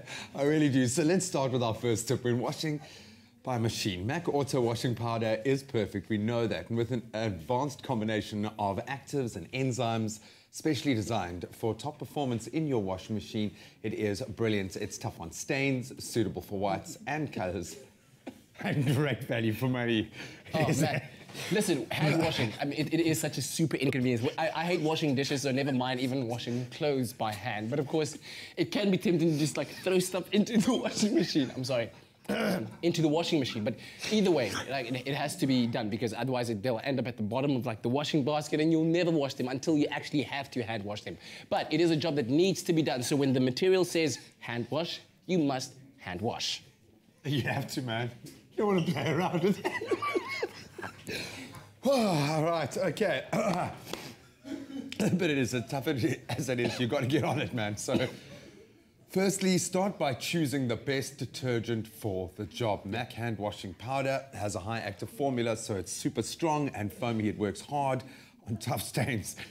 It's suitable for whites and colors, and it's great for saving money as well. That's awesome. So when washing by hand, you'll need to sort your washing into loads of color and fabric type as well. Then use cool to lukewarm water to protect that fabric. Add the detergent to the wash tub. Make sure it's thoroughly dissolved before loading the washing. No, it's an emotional thing because the thing is, you spend so much money buying these clothes and then you don't want to ruin them by not hand washing when you're supposed to. Yeah, I have a misshapen sweater. Look, but here's the thing I didn't know before, is that hand wash only labels on the fabrics. They only tell you that the manufacturers actually didn't test out the fabrics in a washing machine, so to cover themselves, they do that, so they recommend that you then go for the safer option and then hand wash, all right? So lined jackets especially are garments that should never ever be put into a machine. Either hand wash them or dry clean them, and non-washable woolens must also always be washed by hand. I didn't know that, eh? No, you know why? Why? Because if you don't wash them by hand, they can shrink. No, listen. They can shrink or they can stretch. So you gotta wash them by hand, okay? Oh, man. Never rub or pull your woolen garments, okay? Because that'll result in stretching. Exactly. And it will. Those garments will be stretched. Be careful. Yeah.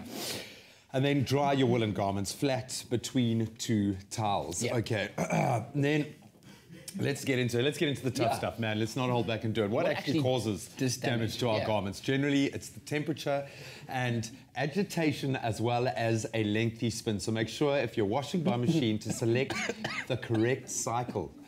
It's so important.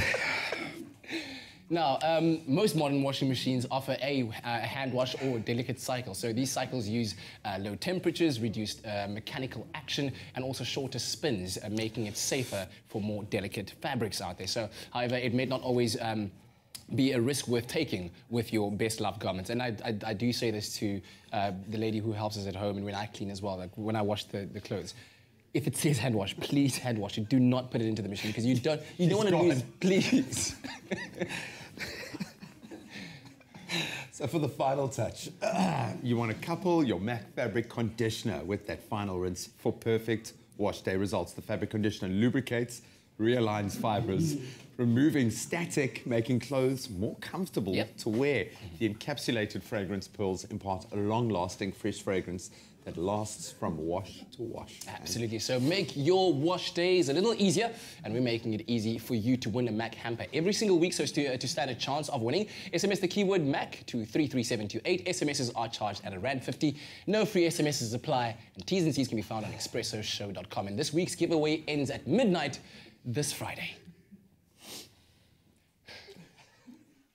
MAC Soft Fabric Conditioner has fragrance pearls that pop as you move, to keep you smelling great for whoever you want to impress. Shine on.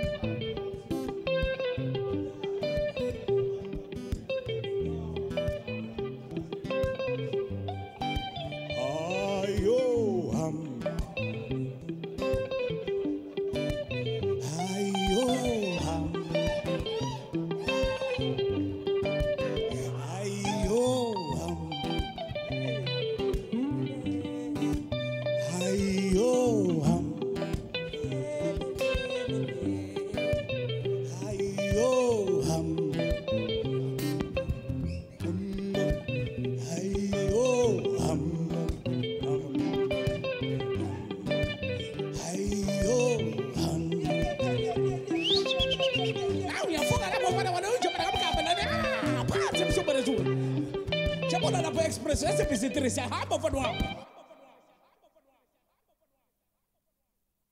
It's my feel-good breakfast show. Oh, what a Wednesday on your Feel Good Breakfast show. Welcome back. It's been an absolutely magnificent one blessed by music from J. Ross, man. Thank you so much. Dude, it's been absolutely amazing. Also, you're going to be entertaining crowds in Cape Town pretty soon with a live performance, a very special one. Yes, this coming Saturday, I'm at Canal Walk and the waterfront at the Musicus, so people can come check me out there, brother. Get the album. Get your CD signed. Get a young performance from me and my brother, Mr. Jay Frey, over here on guitar. You've been amazing as well. Yeah, thank you very, very much for that. And then for the rest of 2018, what is still in store for you? You know, we are doing big things, my brother. I've got a DVD recording at the dome in November. Yes. You fill up the dome? Yes, we're filling it up. Yes, sir. So I'm doing that, and I've got a tour as well that's going out to the townships and, you know, just reaching out to people. I've got this merchandise that people can buy online, you know, that goes into charity. All the money, the proceedings go into charity. I donate all that money there. And then we've dropped his album, his singles are out as well. So God is good, man. We're just doing God's work. All the time. Amen. And then also with the new record label, are you now taking on new artists? Can new artists reach out to you? How do they get to you? I've got, well, I've signed Mr. J. Frey onto the label, and I've got another 2 artists. Their name are Teshwin Brickles. He's from Cape Town. And another young man, he's called TNT_SA. All right. Their singles are also out on iTunes and everywhere. And yeah, man, I'm looking for talent, and you know, especially people that's doing soulful music and you know that spiritual music, because it's all about Jesus. You know what I mean? Social media it's at JRoss_ZA. JRoss_ZA and .co.za. All right. Well, as we close off and wrap up this Wednesday's edition of your Feel Good Breakfast Show, here is J Ross with Jeso Uwe Tembalam. Thank you, Jesus.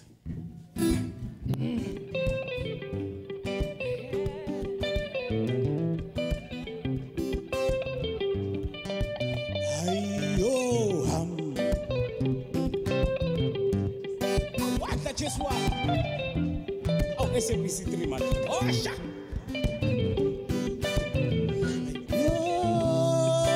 Lo, mama.